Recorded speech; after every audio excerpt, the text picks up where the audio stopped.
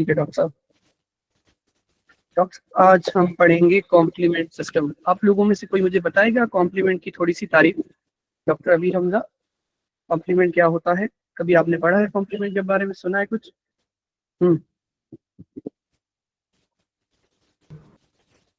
जी doctor साहब। Doctor सिकलानी, आवाज आ रही है आपको मेरी? Yes sir. हाँ, मुझे बताएं कॉम्प्लीमेंट के बारे में कुछ पढ़ा है आपने? कुछ पता है कॉम्प्लीमेंट क्या होता है? सर ये प्रोटीन्स होते हैं जो लिवर सिंथेसाइज करता है और फिर जो इननेट इम्यूनिटी में इनका रोल होता है। हाँ परफेक्ट। मैंने एक चीज आपको पहले भी समझाई थी, फिर से बता रहा हूँ। परफेक्ट, आपने जो भी बताया बिल्कुल करेक्ट बताया। सबसे पहले जो भी टॉपिक पढ़ रहे हैं ना, उसकी मीनिंग समझा करें कि टॉपिक का नाम इन्होंने क्यों रखा है। फर्स्ट, आपका नाम जो भी है, डॉक्टर अमृता है या डॉक्टर अमीर हमजा है या डॉक्टर कुमार है, इसका कुमार का मतलब है शहजादा। ठीक है, जैसे कुमारी बोलते हैं तो शहजादी को बोलते हैं। तो ये जो कॉम्प्लीमेंट है, इसका मकसद होता है कि ये किसी कॉम्प्लीमेंट अंग्रेजी में किसको कहते हैं या इंग्लिश में किसको कहते हैं, जो चीज आपको सपोर्ट कर रही है। इसी तरह से जो कॉम्प्लीमेंट है वो इम्यून सिस्टम को, इन्फ्लेमेटरी प्रोसेस को सपोर्ट करता है, प्रोलिफरेट करता है। ठीक है डॉक्टर सिकलानी? Yes sir. ये एक्टिवेट तब होता है जब आपको नीड होती है, और नीड तब होती है जब आपकी बॉडी में पैथोजन घुसा होता है। सही कह रहा हूँ? Yes sir. इम्यून जो, देखिए, इन्फेक्शन और इन्फ्लेमेशन में यही डिफरेंस होता है कि इन्फेक्शन ये होता है कि आपकी बॉडी में बैक्टीरिया या कोई भी पैथोजन अंदर आया। इन्फ्लेमेशन ये होता है कि आपकी बॉडी उसके अगेंस्ट क्या रिएक्ट कर रही है। सही कह रहा हूँ? जैसे यस सर। फीवर है, इन केस कि अगर आपके बॉडी में बैक्टीरिया आ जाते हैं और आपको फीवर होता है, तो वो तब होता है जब आपको बैक्टीरिया अंदर आया है। तो फीवर क्या होता है? एक इन्फ्लेमेटरी साइन है, एक इन्फ्लेमेटरी रिएक्शन है काइंड ऑफ। समझ रहे हैं? तो कहने यस सर। सिंपली ये होगा कि जो आपका कॉम्प्लीमेंट है ये भी तब एक्टिवेट होगा जब आपकी बॉडी किसी भी माइक्रोबियल पार्टिकल से राब्ते में आएगी। जब आपकी बॉडी किसी भी माइक्रोबियल पार्टिकल से राब्ते में आएगी। ठीक है, तो हमें ये पता लग गया कि भाई जो कॉम्प्लीमेंट को ट्रिगर होंगे वो कोई ना कोई माइक्रोबियल सरफेस होगा, वो कोई ना कोई माइक्रोबियल पार्टिकल होगा, वो कोई ना कोई बैक्टीरिया होगा। इसी तरह से होना चाहिए ना डॉक्टर साहब? Yes sir. इसके लिए जो नेचर है, उन्होंने 3 सिस्टम रखे हैं इस कॉम्प्लीमेंट को ट्रिगर करने के लिए। जैसे फॉर सपोज आपका छोटा भाई है और उसको पता है कि मेरी बड़ी बहन जो है उसको मैं कैसे तंग करूं। एक ऑप्शन है कि उसके पैसे जो है उठा लूं पर्स से, दूसरा ऑप्शन है उसको चोटी काट ले, तीसरा ऑप्शन है उसके बालों का वो कैचर, मैं अपनी सिस्टर का कैचर निकाल देता था बालों से तंग करने के लिए। ठीक है, तो ये 3 ट्रिगर है कि आपकी जो बहन, आपकी जो सिस्टर है वो आपको आके थप्पड़ मारेगी जब आप बहन को जो या ट्रिगर करते हो या छेड़ते हो या तंग करते हो। ठीक है, अपने घर में किसी को भी, अम्मा को तंग करते हैं हम लोग, आटा गूंद रही होती है, पानी डाल के आ जाता हूँ मैं। ठीक है, तो ये ट्रिगर्स है। ट्रिगर जो आपके कॉम्प्लीमेंट को जगाने के होंगे वो इधर या आपका जो है माइक्रोबियल सरफेस मॉलिक्यूल हो सकता है, आईजीजी और आईजीएम का जो एफसी पोर्शन है वो हो सकता है, मेनोज हो सकता है, या कोई भी शुगर मॉलिक्यूल हो सकता है जो माइक्रोब यानी बैक्टीरिया के सरफेस पे होता है। Yes sir. तो ये आपके 3 क्या हुए सितलानी साहिबा? ये क्या हुए 3 आपके मेथड्स हुए। एक फॉर सपोज क्लासिक था जो कैचर निकालना होता है तंग करने के लिए, दूसरा अल्टरनेटिव था कि पैसे उठा लो, तीसरा था कि आपने क्या किया, चोटी काट ली। लेक्टिन, मेनोज और other sugar molecules on the microbe surface आपके कॉम्प्लीमेंट को जगा के रख देते हैं, जिस वजह से कॉम्प्लीमेंट अपना काम स्टार्ट करेगा। Yes sir. ठीक है डॉक्टर साहिबा, कॉम्प्लीमेंट क्या करता है उसको हम बाद में देखते हैं, लेकिन पहले हमें ये समझ आ गया कि 3 मेथड होते हैं, 3 पाथवे होते हैं। Yes sir. अब अगला जो काम है हमारे माइंड में यही चीज आएगी, जैसे सिस्टर ने तो थप्पड़ मारा, कॉम्प्लीमेंट क्या करेगा? तो डॉक्टर साहब एक तो मैंने आपको सिंपलर ये समझाया था कि एंटीबॉडी के ऊपर जब कॉम्प्लीमेंट बाइंड करता है यहाँ पर एफसी पोर्शन पे, तो वो न्यूट्रोफिल को लेके आता है। वो कहता है भैया आओ यहाँ पर आके तुम इलास्टेज रिलीज करवाओ ताकि जो पैथोजन है हम उसको किल कर सकें, हम उसके साथ फाइट कर सकें। एक तो ये मैकेनिज्म था, लेकिन ये बहुत सिंपलर मैकेनिज्म है जो आपकी बुक में भी डिस्कस इतना नहीं होता, जस्ट आपको पता होना चाहिए।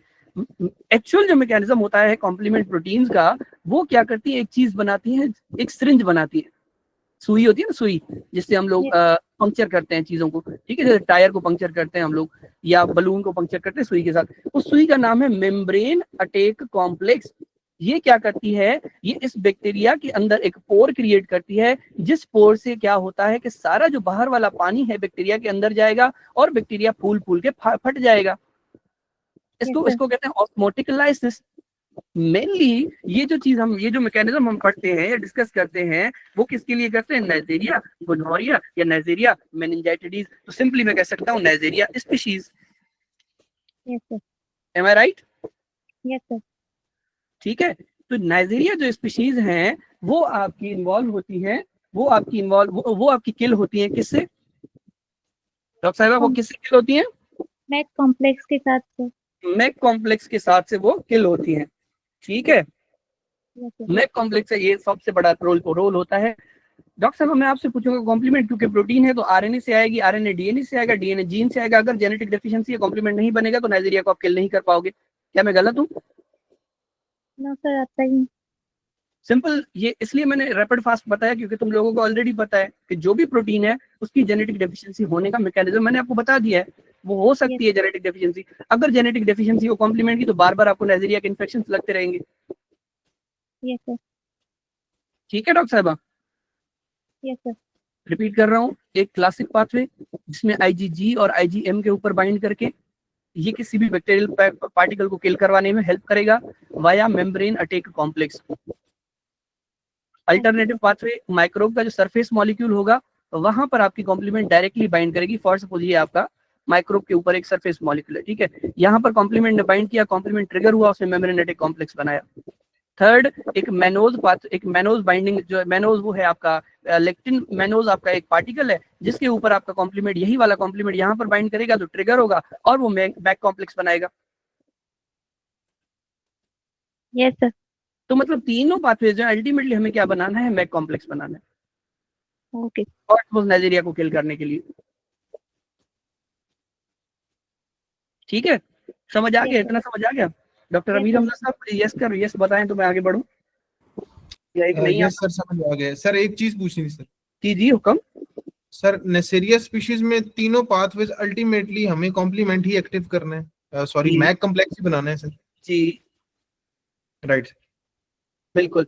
देखिए मैप कॉम्प्लेक्स को मैं फिलहाल जो आपको पहले कोई भी टॉपिक में, जब ये चीज मैं आपको जनरली बताता हूँ, मेरी साइकोलॉजी यही होती है। जनरली जब मैं पहला पढ़ाता हूँ ना कोई भी टॉपिक, जैसे मैंने आपको वो macrophage, T cell, B cell, plasma, antibody, मैं आपको सिंप्लीफाई करके देता हूँ। फिर उसमें कुछ चीजें हो सकता है कि कॉन्सेप्चुअली रॉन्ग भी हो, समझिएगा इस बात को। कॉन्सेप्चुअली रॉन्ग होने का मकसद ये है कि वो वैसे ना हो जैसे मैं प्रेजेंट कर रहा हूँ, लेकिन क्योंकि आपको ये समझाने के लिए कि चाय, क्योंकि आपकी आंखें बंद है और आपको मुझे समझाना है कि चाय कैसी होती है, चाय मीठी होती है, तो मैं आपको बोलूंगा चाय रसगुल्ले की तरह होती है। हालांकि चाय और रसगुल्ले का आपस में कोई रिलेशन नहीं है। मेरे समझ रहे हैं ना मैं क्या कहना चाहता हूँ? लेकिन अल्टीमेटली नेक्स्ट लेक्चर में या नेक्स्ट आपके पॉइंट में जाके मैं आपको वो चीज क्लियर कर दूंगा आगे कि भाई ये प्लाज्मा सेल असल में एंटीबॉडीज जो बना रहे हैं वो उसमें CD40 और CD40L की जब तक वो सेकंड कोई स्टिमुलेटिंग सिग्नल नहीं होगा तब तक वो नहीं बनेगा। हालांकि पहली दफा मैंने उसको क्लियर नहीं किया था। इसी तरह से सिंपली आप ये याद रख लें कि 3 ट्रिगर्स हैं जो आपकी सिस्टर को तंग करने के लिए आप यूज करते हो, अल्टीमेटली आपको थप्पड़ लगता है।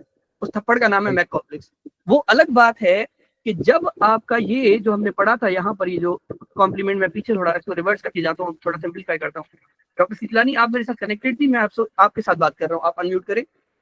देखिए हमने यहाँ पर इसकी बात करी थी ना कॉम्प्लीमेंट में कि ये कॉम्प्लीमेंट है। Yes sir.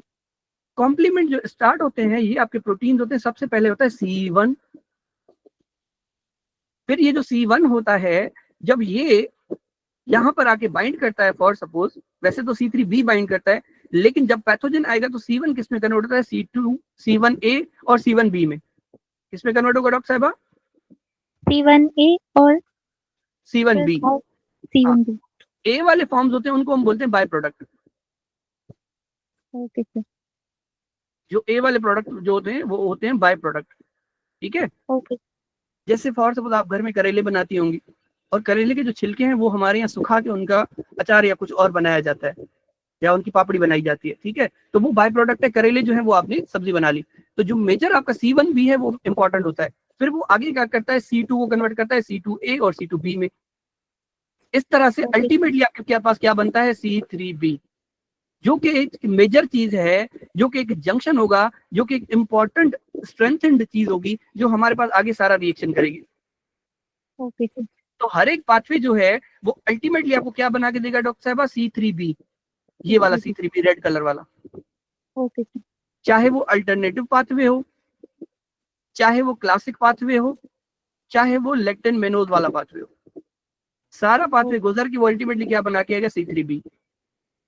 वो जो C3B होगा वो C4A को C4 को C3B जो होगा वो C4 को C4A C4B, फिर C5 को C5A C5B, C6A C6B, C7A C7B, C8A C8B, ultimately आपका 9 तक ऐसे ये बनते जाते हैं। Okay sir. और जो C6 से लेकर 9 है, इन सब की हेल्प से हमारे पास बनता है, या C5 से लेकर C9 है, इन सब की हेल्प से हमारे पास बनता है मेम्ब्रेन अटैक कॉम्प्लेक्स, जो थप्पड़ आपने अपने छोटे भाई को मारा था। ओके और ये मेम्ब्रेन अटैक कॉम्प्लेक्स क्या करेगा, सेल लाइसिस करवा देता है। इसी को मैंने बोला था ऑस्मोटिक लाइसिस। Yes sir. ठीक है, मतलब C1 से लेकर C1B वाले, C1B से लेकर C9B तक जो भी आपके ट्रिगर्स हैं वो अल्टीमेटली क्या बनाते हैं, मेम्ब्रेन अटैक कॉम्प्लेक्स, जिसमें C5B से लेकर C9 तक आर मोस्ट इंपॉर्टेंट। ठीक है, ये जो है वो आपके मोस्ट इंपॉर्टेंट होते हैं और आपको यही वाले याद रखने मेनली। ओके। ठीक है डॉक्टर साहब, समझ आ गया इतना? Yes sir. Okay okay. मेरा दिल कर रहा है मैं आपको ये पिक्चर दिखाऊं जो मैंने 23 वाली एडिशन में या 22 वाली एडिशन में हमने पढ़ी थी। ये वाली पिक्चर बहुत प्यारी पिक्चर है। इसमें अल्टरनेटिव पाथवे है, लेक्टिन पाथवे है, क्लासिक पाथवे है। हमने देखा था कि जो आपका क्लासिक पाथवे था वहां पर IgG IgM वाला सीन था। अब यहाँ पर इमेजिन करो IgG और IgM क्या करते हैं, आपके C1 को अपने साथ बाइंड करवाते हैं या C1 को एक्टिवेट करते हैं, वो C1 में कन्वर्ट होता है, C2A C2B, C2A निकल गया, C2B ने क्या किया, C3 यहाँ पर जो है आपका C4B को C1 ने क्या किया, फिर C4 को कन्वर्ट करवाया C4A C4B में। अब ये जो सीरीज है ना वो आपको ये वाली याद रखनी है। जो मैंने बताई है वो आपको कॉन्सेप्ट क्लियर करने के लिए बताई कि भाई ये सीरीज ऐसे चल रही है। हालांकि जो सीरीज चलती है यानी जो C1 है, एक्टिवेटेड फॉर्म ऑफ C1, वो क्या करता है C2 को और C4 को कन्वर्ट करता है इनटू द, अल्टीमेटली उससे क्या बनाता है C3 कन्वर्टेज। वो जो C3 कन्वर्टेज होगा वो C3 को कन्वर्ट करेगा C3A में C3B में। जो C3B होगी वो दो पाथवे, तो ये आपके एक तो ये लेक्टिन वाला हो गया, एक क्लासिक वाला हो गया। क्लासिक वाला क्या करता है, C1 को C2 में और C1 जो है वो C4 को एक्टिवेट करता है। यहाँ पर जो लेक्टिन पाथवे है उसमें C1 लाइक कॉम्प्लेक्स होता है, जो या C1 खुद बजाते खुद या C1 लाइक कॉम्प्लेक्स, ये दोनों क्या कर सकते हैं, C4 को C4A और C4B में कन्वर्ट कर सकते हैं। लेकिन जो C2 वाला है वो C2A C2B, ये जो इतना मैं बता रहा हूँ ये MCQ में नहीं आता। MCQ में अल्टीमेटली आपसे मैक का पूछता है वो, लेकिन अपने कॉन्सेप्ट के लिए खुद को याद करवाने के लिए आपको ये पता होना चाहिए, अपनी नॉलेज के लिए पता होना चाहिए कि जो लेक्टिन पाथवे है उसके पास C1 लाइक कॉम्प्लेक्स होता है, जो क्लासिक पाथवे है IgG IgM वाला वहां पर आपका C1 होता है सिंपलर। और अल्टीमेटली मकसद ये होता है, अगर आपको ये याद है ना कि अल्टीमेटली आपने क्या बना लिया, C3 कन्वर्टेज, तो आपका काम आधा से ज्यादा हो जाता है कि भाई लेक्टिन और क्लासिक में C3 कन्वर्टेज बनाना है, उसकी जो भी उसकी फॉर्मेशन है वो आप याद कर लोगे। अल्टरनेटिव पाथवे जो होता है, जो आपने देखा यहाँ पर कि उसमें कोई भी आपका जो माइक्रोबियल सरफेस है, मॉलिक्यूल है, वो आपके ट्रिगर करता है कॉम्प्लीमेंट को। उसमें क्या होता है, आपका C3 जो है वो इधर C3 जो है C3B में कन्वर्ट होगा, और जो C3B है वहां पर एक D मॉलिक्यूल होता है, वो क्या करता है, कैपिटल B को कैपिटल B स्मॉल b में कन्वर्ट करता है, और वो अल्टीमेटली क्या करते हैं, आपको बना के देते हैं C3 कन्वर्टेज। ये इतना याद करने की नीड कतन भी नहीं है, बस इतना पता होना चाहिए कि अल्टरनेटिव पाथवे हो, लेक्टिन पाथवे हो या क्लासिक पाथवे हो, आपको C3 कन्वर्टेज बनाना है, जो सिंपल क्लासिक C3 को कन्वर्ट करवाएगा C3A C3B में। यहाँ पर भी C3 कन्वर्टेज क्या करेगा, नाम भी C3 कन्वर्टेज है तो C3 को C3A C3B। और ये है आपका बेसिक बिल्डिंग ब्लॉक। घर की जो पहली जो DPC डालते हैं ना, लड़कों को पता होगा, जो मिस्त्री के साथ खड़े होते हैं, जो DPC डालते हैं ना, जो फ्लोर में जो मेजर जो आप कंक्रीट डालते हो, ये कंक्रीट ये है C3B। ठीक है डॉक्टर साहब, समझ आ गया? Yes sir. हाँ, किसी और डॉक्टर ने आज जो जिन्होंने मुझे आवाज का बताया था, आई वुड लव कि वो भी थोड़ा रिस्पॉन्ड करेंगे, मजा आएगा मुझे। उनकी आवाज थोड़ी चेंज थी और मुझे लग रहा है आज वो उनकी पहली क्लास है शायद। खैर C3B ये आप याद कर लेना है आपने। अब ये जो C3B है ये क्या करता है, आपके C5 को C5A और C5B में कन्वर्ट होने में हेल्प करता है। लेकिन उससे पहले C3B क्या करता है, ये जो C3B है ये पार्ट बनता है आपके C5 कन्वर्टेज का। यानी ये जो होते हैं एंजाइम्स होते हैं, C3B क्या करता है, इन एंजाइम्स को एक्टिव करता है, और जब एक्टिव करता है तो C5 कन्वर्ट हो जाता है C5A और C5B में। वहां से लेकर जो C5B से लेकर C9 B तक है वो सीरीज चलती है। जस्ट आपको समझाने के लिए, आपको चाय या रसगुल्ला का एग्जांपल देने के लिए मैंने आपको C1 से लेकर C9 तक एक एग्जाम्पलीफाई किया। हालांकि जो एक्चुअल होता है वो इस तरह होता है कि C1 ने क्या करना है, सबसे पहले C1 देखेगी क्लासिक पाथवे का क्या सीन था, IgG और IgM वाला, कि C1 देखेगी कि भाई आपका अगर पैथोजन अंदर आया हुआ है या अगर जो IgG IgM एक्टिवेटेड है तो वो क्या करेगा, C1 को एक्टिवेटेड फॉर्म में कन्वर्ट करेगा, फिर वहां से C2 और ऊपर से C4 को भी कन्वर्ट कर सकता है। लेक्टिन पाथवे के पास सिर्फ एक ही ताकत है कि वो C4 को C4b में कन्वर्ट करे। इधर C2b हो या C4b हो, दोनों आपस में मिलकर क्या बनाते हैं, C3 कन्वर्टेज। अगर आप इनकी कॉम्बिनेशन देखोगे, ये दोनों की कॉम्बिनेशन है C4b और उसके बाद 2b। C को आप कॉमन बाहर ले लो, ऊपर जाओगे C3b, उसमें वो capital B small b add कर दो तो आपका C3 कन्वर्टेज बन जाता है। डॉक्टर सीतानी समझ आ रहा है जो बता रहा हूँ मैं? Yes sir. अल्टीमेटली क्या होगा, आपके पास जब मैक बन जाएगा तो आपका लाइसिस और साइटोटॉक्सिसिटी हो जाएगी। नेक्स्ट सवाल आपका क्या होना चाहिए कि डॉक्टर साहब आपने बताया जो C2 जो A वाले कंपोनेंट है, बाय प्रोडक्ट है, जैसे करेले का छिलका था उसका हमने पापड़ी बना ली थी, नमकीन जो पापड़ी बनाते हैं हम लोग घर में, हमारे कल्चर में तो बनती है। खैर, कहने का मकसद ये है कि C4A वाले या C2A वाले कंपोनेंट्स ये कहाँ गए सर, ये तो आपने इनकी तो इंपॉर्टेंस आपने बताई ही नहीं। आ जाए देखते हैं, फर्स्ट एड ने आपको बताई हुई है कि जो C3B है इसको फिलहाल छोड़ो, C3A C4A C5A का काम होता है एनाफिलैक्सिस में। What is anaphylaxis? Allergic reaction type 1 hypersensitivity, जो हम नीचे पढ़ेंगे। सिंपली आपने देखा होगा मूवीज में कोई बच्चा होता है जो प्लेन में पीनट खा लेता है, या ड्रामा, इंडियन ड्रामाज में पीनट खा लेती है कोई लड़की, तो उसको वो रेडिश कलर का रिएक्शन हो जाता है, तड़पने लगती है, एकदम से सांस फूलने लगती है उसकी, इसको कहते हैं एनाफिलैक्सिस सिंपल टर्म्स में। C5A क्या करता है, न्यूट्रोफिल को बुला के लेते हैं, जानी आओ इधर आओ इधर आओ इधर आओ, मसला हो गया हमारे घर में, ठीक है। C5B से लेकर 9 तक मैक कॉम्प्लेक्स साइटोलाइसिस। अगर यकीन नहीं है तो फर्स्ट एड को यकीन कर लो, ठीक है। ओके डॉक्टर साहब, अब जो चीज हमने पढ़ी थी कि भाई जो IgM और IgG पर जो आपके FC पोर्शन पर अटैच होते हैं आके, ठीक है, एक तो ये हमने पढ़ा था। दूसरा हमें ये भी पता है कि कॉम्प्लीमेंट, ये क्योंकि हमें पता है इसको हम क्या कहते हैं, ऑप्शनाइजेशन कहते हैं। कि कोई ऑप्शनाइजेशन का क्या मकसद होता है, रेडी टू ईट, ये बताया था ना मैंने आपको कल। Yes sir. Ready to eat अपना ये मेरे पास होगी, यहाँ पर मैं आपको पिक्चर कोई होगी जो मैं आपको दिखा देता हूँ। ऑप्शनाइजेशन ऑप्शनाइजेशन ऑप्शनाइजेशन नहीं, यहाँ पर नहीं है। खैर, बहरहाल आपको पता है कि opsonisation is ready to eat. ऐसी कॉम्प्लीमेंट जो किसी भी बैक्टीरियल पैथोजन के ऊपर डायरेक्टली जाके बाइंड कर सकती है या उसको ऑप्शनाइज कर सकती है, उसको बोलते हैं C3B। और ये वही C3B है जो हमने स्प्लीन वाले टॉपिक में पढ़ी थी। जब हम ऑटोस्प्लीनेक्टमी करते हैं तो ऑप्शनाइजेशन नहीं हो पाता किनका, encapsulated bacteria, streptococcus pneumoniae, Neisseria और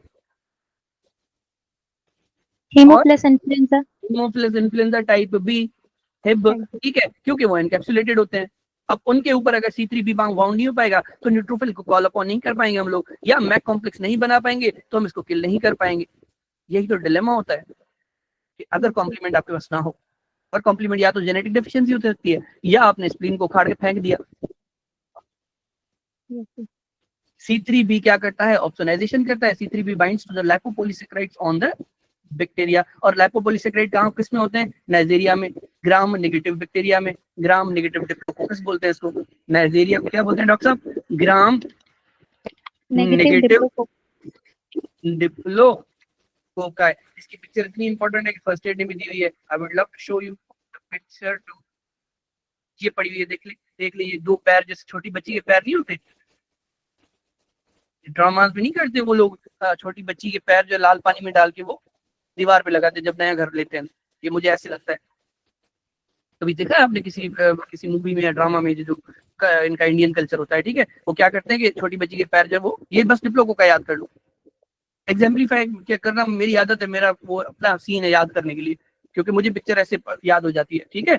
डॉक्टर रमीज हमजा साहब समझ आ रही है डिप्लोकोकाई वाली बात, ग्राम नेगेटिव डिप्लोकोकाई, ठीक है। मैक कॉम्प्लेक्स इन्होंने बताया हुआ है, और ये आपको वो मिलते हैं, हेमरेजिक रिएक्शंस मिलते हैं, पिटिकाई मिलते हैं, परप्यूरा मिलते हैं। ये हम इंशाल्लाह जो हमारा टॉपिक आएगा जब, तब हम पढ़ेंगे।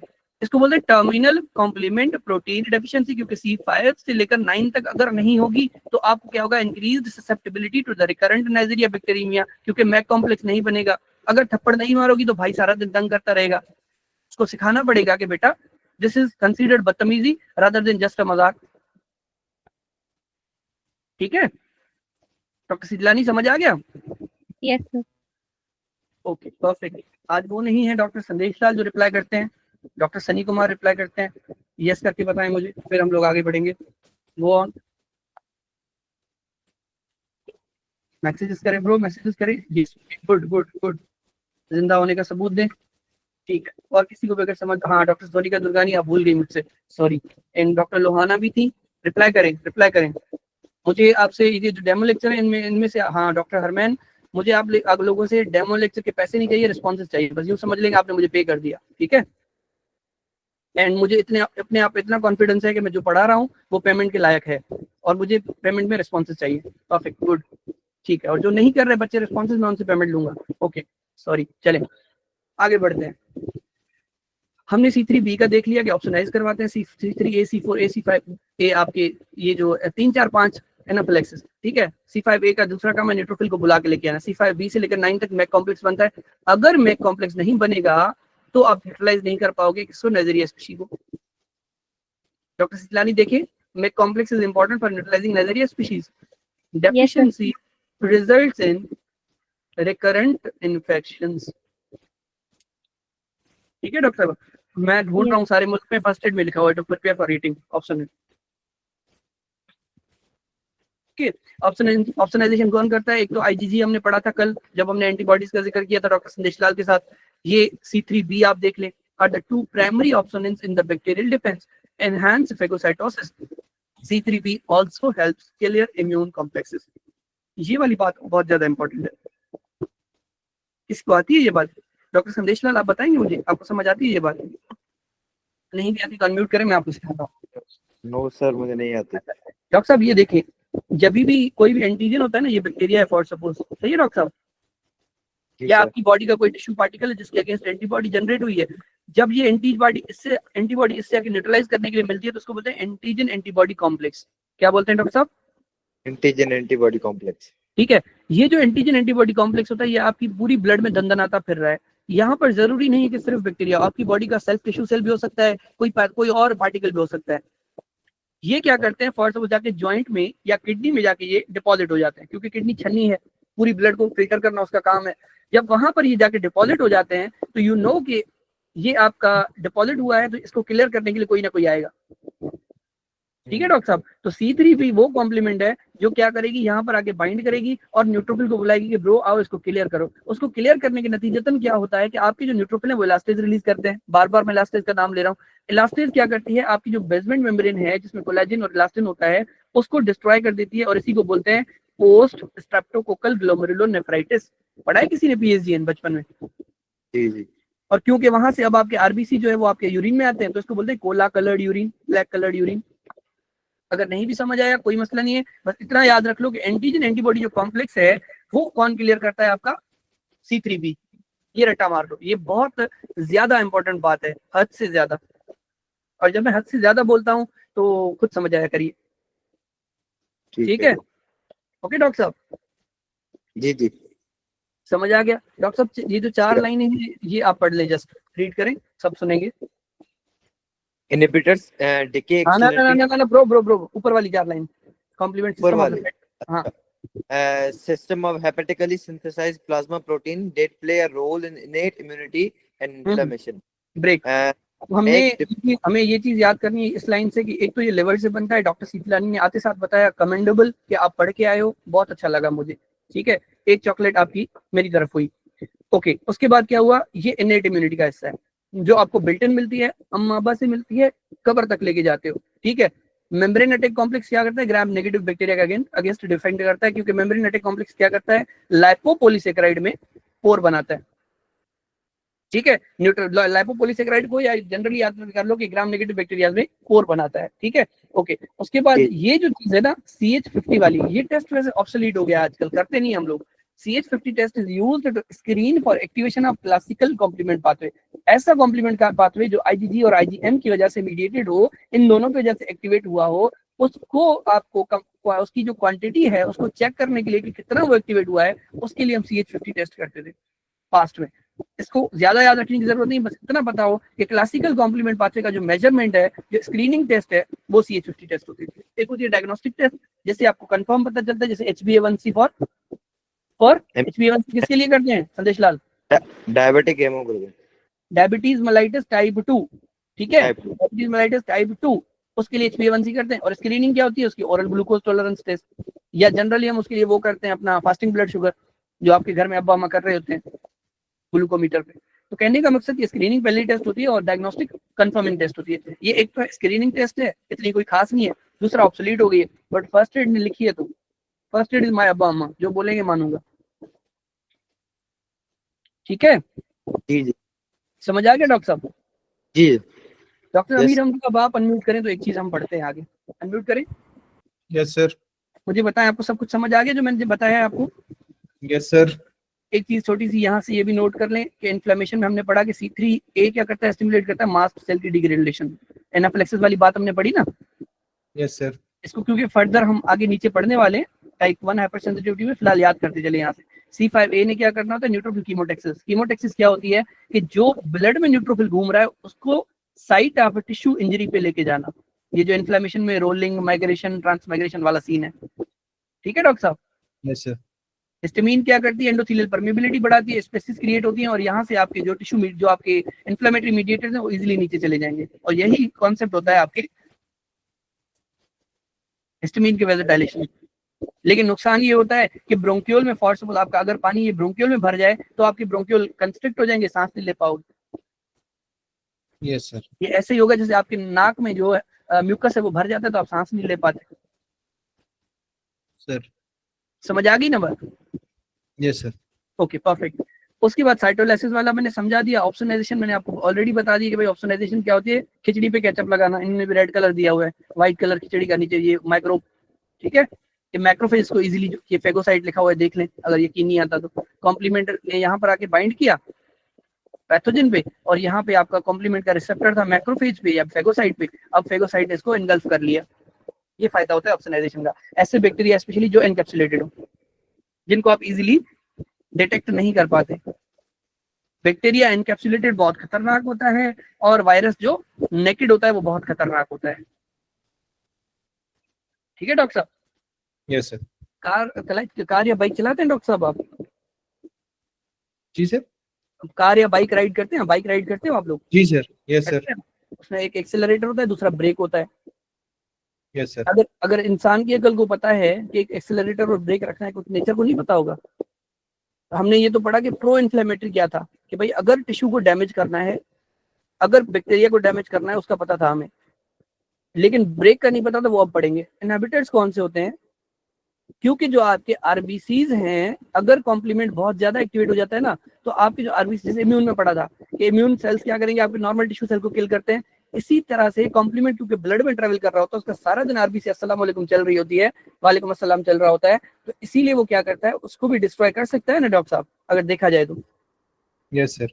तो नेचर ने क्या किया, आरबीसी के ऊपर एक एंकर प्रोटीन लगाई, उस एंकर प्रोटीन के ऊपर एक झंडा लगाया, उस झंडे का नाम है decay accelerating factor, CD55। Right. ठीक है, या इसको, या एक और चीज होती है मर्ल, MIRL, फिलहाल इतना याद कर लो। ये जो दो होते हैं, एक मर्ल और DAF, ये आपको बचाते हैं, help prevent complement activation on self MHC cells. दूसरी चीज कौन सी होती है? जो ब्रेक है आपके पास, एक जो हैंड रियर ब्रेक होता है, एक पैर वाला, एक बाइक में हाथ वाला ब्रेक होता है आगे वाला, या कार में एक हैंड ब्रेक होता है, एक पैर वाला ब्रेक होता है। एक ब्रेक ये हो गया, दूसरा है C1 एस्ट्रेस इनहिबिटर। C1 एस्ट्रेस वो चीज थी जो यहाँ पर ये वाला पिक्चर मुझे बहुत अच्छा समझ में आता है। C1 एस्ट्रेस ये चीज थी जो यहाँ पर इस C1 को यहाँ पर ये एक्टिवेट करता है। यहाँ पर C1 एस्ट्रेस का काम होता है इस स्टेप में, ये वाले स्टेप में। यहाँ पर नॉर्मली क्या काम करता है डॉक्टर साहब? नॉर्मली क्या काम करता है? C1 एस्ट्रेस, एस्ट्रेस। C1 एस्ट्रेस।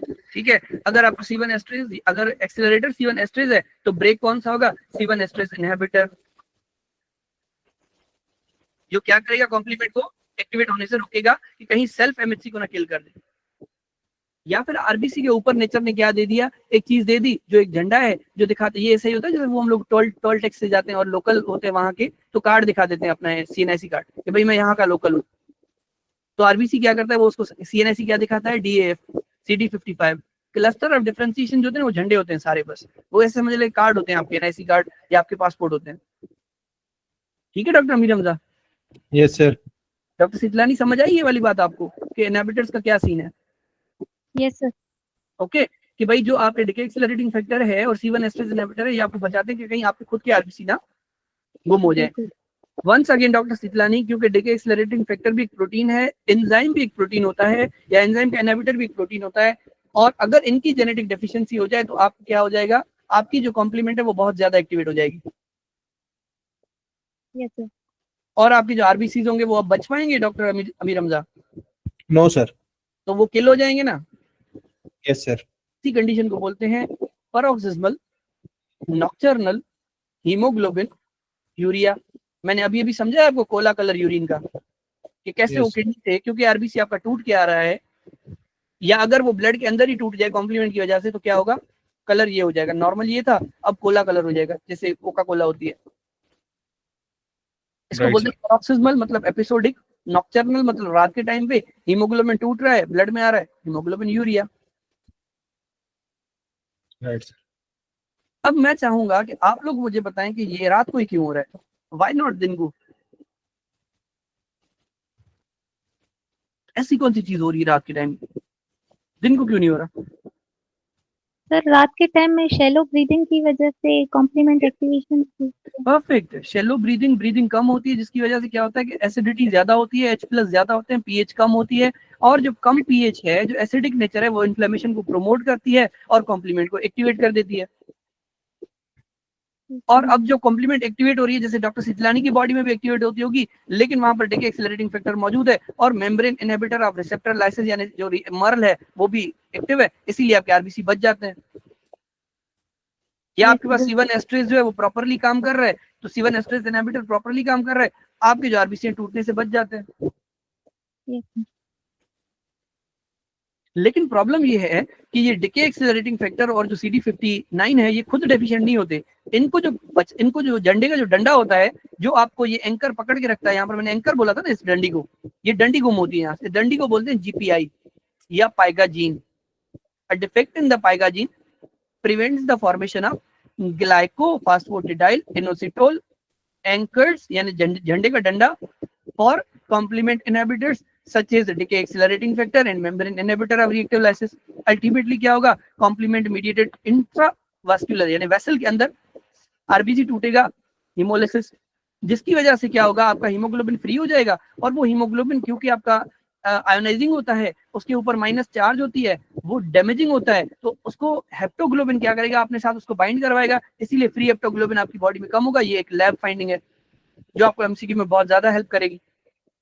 और कलर जो होता है यूरिन का डार्क हो जाता है, जो मैंने ऑलरेडी आपको समझा दिया कोला कलर क्यों होता है, क्योंकि आपका जो हीमोग्लोबिन है वो पिगमेंटेड होता है, और हीमोग्लोबिन में आयरन होता है जो रेडिश कलर का होता है, तो सारे मिक्स करके काला रंग बन जाता है, काइंड ऑफ कोला कलर बन जाता है। ठीक है डॉक्टर साहब? Yes sir. और दूसरी चीज डॉक्टर साहब, क्योंकि अब जो आपके आरबीसी है टूट रहे हैं, हीमोग्लोबिन है टूट रहा है, बार बार काइंड ऑफ इंजूरियस थिंग हो रही है, और जब भी आपकी बॉडी में इंजरी होती है तो कौन एक्टिवेट होता है, प्लेटिलेट जनाब। और जब प्लेटिलेट क्या करेंगे, वेनस थ्रोम्बोसिस करवाएंगे, तो इधर आपको बटकियारी सिंड्रोम हो सकता है, जो आपके हेपेटिक वेन का क्लॉट होता है, या पोर्टल वेन के अंदर थ्रोम्बोसिस हो सकती है, सेरिब्रल डर्मल थ्रोम्बोसिस हो सकती है, क्योंकि प्लेटिलेट तब एक्टिवेट होता है जब एंडोथेलियम की कोलेजन जाहिर हो जाए। ये खैर उसका हीम का कॉन्सेप्ट है। फिलहाल इतना समझ लो कि आरबीसी के टूटने से क्या होता है कि इंजरी काइंड ऑफ थिंग होती फील होती है बॉडी को, या वेसल में इंजरी होती है, जिसकी वजह से आपके प्लेटलेट बहुत ज्यादा एक्टिव हो जाते हैं, और जब जब प्लेटलेट एक्टिवेट होते हैं, इतिहास गवाह है कि तब तब थ्रोम्बोसिस होती है, तब तक क्लॉट बनता है। Yes sir. ठीक है डॉक्टर साहब, इतना समझ आ गया ये जो पैरोक्सिस्मल नॉक्टर्नल हीमोग्लोबिन यूरिया क्यों हो रही है? Yes sir. कुछ पूछना हो doctor Sandesh Lal, doctor Durgani? No sir. Perfect, good. और वो जो डॉक्टर न्यू थे कंपनी वाले, वो कहाँ के चले गए, जिन्होंने कंपनी बिजनेस नाम रखा था? डॉक्टर हरमैन, कोई सवाल एसएमएस में पूछ लें, इसमें टेक्स्ट में नहीं समझ आ गया तो यस कर दें। सर ये मर्ल CD59 ये हाँ, हाँ। C1 एस्टरेज का ही नाम है या इट्स अ डिफरेंट प्रोटीन? नहीं, ये अलग प्रोटीन है, ठीक है। C1 एस्ट्रेज एक इनहिबिटर है, C1 एस्ट्रेज एक एंजाइम का इनहिबिटर। दो, क्योंकि मैंने इन दोनों को एक साथ पढ़ा दिया इसलिए मिक्सअप हो रहा है। C1 एस्ट्रेज इनहिबिटर एक अलग ही चीज है। ये जो दो है ना, ये अल्लाह मियां ने किसको दिए हुए हैं? आरबीसी को दिए हुए हैं, बस ये नेचर ने आरबीसी को दिए हुए हैं, राइट। ठीक है डॉक्टर साहब। ये सिर्फ और सिर्फ आरबीसी को मिले हुए हैं। झंडे हैं दो, और उन झंडों को जो पकड़ के डंडा रखता है वो डंडा गुम होता है। एक CD59 होता है, एक CD55 होता है। 55 का नाम डिके एक्सेलरेटिंग फैक्टर और 59 का नाम membrane inhibitor of reactive lysis. असल में मैं वही कहता हूँ कि मीनिंग समझा करो, वो भी अगले भी पागल तो नहीं है जिन्होंने नाम रखा है। समझो क्या है, ये इनहिबिट कर रहा है रिएक्टिव लाइसिस को, मेम्ब्रेन की रिएक्टिव लाइसिस को इनहिबिट करके रख रहा है। अगर ये नहीं होगा तो रिएक्टिव लाइसिस हो जाएगी, दैट सिंपल। Right sir. ठीक है, समझ आ गया? Yes sir. या फिर यूं समझ लें कि ये एक्सेलरेटिंग फैक्टर जो था उसको डिके कर रहा है। अगर ये नहीं होगा तो डिके नहीं होगा, एक्सेलरेशन होती रहेगी, आपके आरबीसी खुदा न खास्ता चले जाएंगे इस पानी जहान से। ठीक है, समझ आ गया? आ Yes, जाएगा, आ जाएगा। और ये बहुत ज्यादा इंपॉर्टेंट टॉपिक है, हाईली टेस्टेड टॉपिक है आपके एनवीएमईस पे। जो चीज एनवीएमईस पे आती है वो एग्जाम में जरूर आती है, ठीक है। और मतलब ये रोड मैप है। आई होप कि आप मेरी बात को समझ रहे हैं कि भाई जो Yes. चीज अगर आप फर्स्ट एड में ही, वो एक इम्पोर्टेंट टॉपिक है। फर्स्ट एड में से 100 टॉपिक है ना, उसमें से 10 टॉपिक 15 टॉपिक ऐसे हैं कि भाई इनमें से सवाल, जैसे फ्रेजाइल एक्स सिंड्रोम आएगा ही आएगा सवाल, आप मर जाओ तब भी सवाल वो देंगे। उसका सबसे बड़ा रीजन है कि यूएस में इसके रिसर्च ज्यादा है, इसके कॉमन है, केसेस कॉमन है, क्लिनिकली आपको बहुत ज्यादा मिलता है। हालांकि सेकंड ईयर का बच्चा जो एक्चुअली ये यूएस का सेकंड ईयर का बच्चा देता है एग्जाम, जो थर्ड ईयर में आ रहा होता है। हालांकि सेकंड ईयर के बच्चे को इतनी क्लिनिकल नॉलेज नहीं होती, लेकिन स्टिल वो उसे प्रिपेयर करवा रहे हैं। आप तो चलें ग्रेजुएट, आपको पता है कि भाई कैसे पेशेंट प्रेजेंट करता है। ठीक है, इतना समझ आ गया? Yes sir.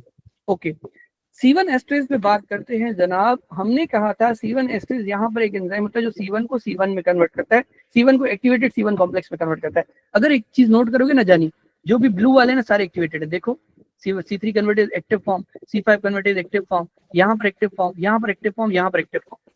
बाकी सारे जो होते हैं क्विसेंट होते हैं, इनका कोई मतलब, ये एंजाइम टाइप काम करते हैं ये वाले एक्टिवेटेड फॉर्म्स। ठीक है, अगर आपको कॉम्प्लीमेंट नहीं चाहिए तो आप क्या करते हो? C1 एस्ट्रेज को इनहिबिट करते हो, सही कह रहा हूँ। और अगर C1 एस्ट्रेज इनहिबिटर नहीं हो, खुदा न ख्वास्ता, तो कॉम्प्लीमेंट बहुत ज्यादा काम करेगा। सही है, कॉम्प्लीमेंट बहुत ज्यादा चलेगा ना अगर इसका इनहिबिटर गुम हो जाए। अगर ब्रेक ना हो तो एक्सेलरेशन रेस्ट देते जाओगे गाड़ी को। Yes sir. ठीक है, हाँ। तो कहने का मकसद डॉक्टर सीतलानी अल्टीमेटली क्या हुआ कि अब क्या होगा, आपका C4 बहुत ज्यादा कन्वर्ट हो जाएगा C4A और C4B में, इसी तरह से C2। तो ये C4 और C2 के लेवल्स दोनों के आपको लैब्स पे कम मिलेंगे। ज्यादातर जो आपको दिया जाता है वो C4 का लेवल दिया जाता है, तो कि C2 भी कम होगा, लेकिन जो चीज ज्यादा होती है वही आपको हाई यील्ड यूएसएमएल में याद रखनी होती है। Okay sir. Simple psychology university में हम करते थे ये चीज कि सब याद करो, यहाँ पर उतना याद करो जितना पूछा जा रहा है। जैसे मैं वाइवा का एक आपको एग्जांपल देता हूँ, वो हम क्या करते थे, कोई आपसे पूछता था ना सवाल कि भाई एक सवाल पूछा तो आप सवाल वो भी बताते थे, उसके साथ अगर कोई एक्स्ट्रा नॉलेज होती वो भी बताते थे। यही करते हैं ना हम लोग, लेकिन ये पैटर्न गलत है, क्योंकि क्या पता वो अगला सवाल उनका वो आपने खुद के 2 मार्क्स कटवा लिए। तो इसीलिए सेम कॉन्सेप्ट यहाँ पर, जितना आपको पूछा जा रहा है सवालों पे, यूवर्ल्ड पे, एम्बोस पे, एनवीएमईस पे, 320 पे, उसको ज्यादा फोकस मिलाओ, रेयर चीजों में घुसो मत। ठीक है, यस सर। समझ आ गई इतनी बात? यस अब आप पढ़े डॉक्टर सीतलानी, ये पढ़े C1 एस्ट्रेज Yes. इनहिबिटर में कैरेक्टराइज्ड बाय क्या लिखा हुआ है, पहले ये पढ़े। Characterized by decreased C4 level, बस AC. बस ये 3 लफ्ज आपके क्लियर हो गए आपके माइंड में? Yes sir. परफेक्ट। अब Yes एक sir. और चीज याद करें, एक चीज होती है कैलिक्रीन, कभी सुना है कैलिक्रीन? Yes sir. क्या होती है कैलिक्रीन? कैलिक्रीन एक एंजाइमेटिक कॉम्प्लेक्स है जो हाई मॉलिक्यूलर वेट काइनिनोजिन को ब्रेडिकाइनिन में कन्वर्ट करता है। ये क्या भी होती है भाड़ में जाए, लेकिन बॉडी का एक कॉम्प्लेक्स है, बस इतना याद रखो। हाई मॉलिक्यूलर वेट काइनिनोजिन एक बॉडी का कॉम्प्लेक्स है जो ब्रेडिकाइनिन में कन्वर्ट होता है। सही कह रहा हूँ डॉक्टर साहब? Yes sir.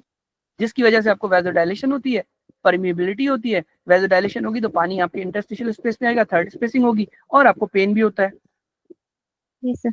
मतलब सारी वही चीजें। जब फॉर सपोज आपको कोई बेलन लगा दे आपकी आपकी आर्म पे, या कोई चीज हमारे आर्म की या हैंड के ऊपर गिर जाती है, पैर के ऊपर समटाइम हथौड़ा गिर जाता है, जब हम घर में कोई कील ठोक रहे होते हैं, ठीक है, कील लगा रहे होते हैं ना, नेल लगा रहे होते हैं, तो हथौड़ा लग जाता है कभी कभार हाथ पे, ठीक है, तो ये तीनों चीजें हमें काइंड ऑफ मिलती है। वेलोडाइल सूज जाता है, पेन होता है, फिर उसको अम्मा मसाजेस कर रही होती है, ब्ला ब्ला ब्ला, या बाइक से गिर के आते हैं, तो ये चीजें हमें होती है, ठीक है। Yes sir. इस पे भी को क्लासिक एग्जांपल देख सकते हो, वेलोडाइलेशन, परमिएबिलिटी, पेन भी हो रहा होगा। अब ये बताने का मकसद ये है, जैसे आपके C1 को एक्टिवेटेड C1 में कौन नहीं कन्वर्ट होने दे रहा था डॉक्टर साहबा? C1 esterase inhibitor. Better. Yes वही C1 एस्ट्रेज इनहिबिटर इस कैलिक्रीन को भी रोकता है, ये इसका सेकेंडरी काम होता है। काम तो काम हो गए है, फिर सेकेंडरी चाहे प्राइमरी, ठीक है। Yes sir. अगर कैलिक्रीन आपका इनहिबिट नहीं होगा तो क्या होगा? ब्रेडिकाइनिन बहुत ज्यादा बनेगा, यस सर। बहुत ज्यादा वेसोडाइलेशन, बहुत ज्यादा परमिएबिलिटी, बहुत ज्यादा पेन। मतलब आपको क्या होगा? आपके जो ब्लड वेसल्स हैं उनमें एडिमा हो जाएगी, और इसी को बोलते हैं एंजियो माना ब्लड, एडिमा माने सूज जाना। क्योंकि ये जेनेटिक कंडीशन है, बच्चों को होती है, पीड्स में होती है, hereditary angioedema due to unregulated activation of kallikrein, increased level of bradykinin characterized by decreased C4 level। फिलहाल इतना Yes. समझ आ गया? Yes sir. ठीक है। Yes sir.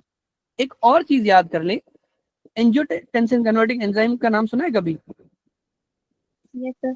Angiotensin converting enzyme क्या करता है? क्या करता है? एंजियोटेंसिन 1 को एंजियोटेंसिन 2 में कन्वर्ट करता है, सही कह रहा हूँ? Yes sir. ठीक है, एंजियोटेंसिन 1 को एंजियोटेंसिन 2 में कन्वर्ट करता है, नॉर्मली ये काम था। और एंजियोटेंसिन 2 का काम होता है ब्लड प्रेशर को बढ़ाना। फॉर सपोज हमें ब्लड प्रेशर कम करना था, तो हमने एस इनहिबिटर दे दिया, या एंजियोटेंसिन कन्वर्टिंग एंजाइम का इनहिबिटर दे दिया, ठीक है डॉक्टर साहब।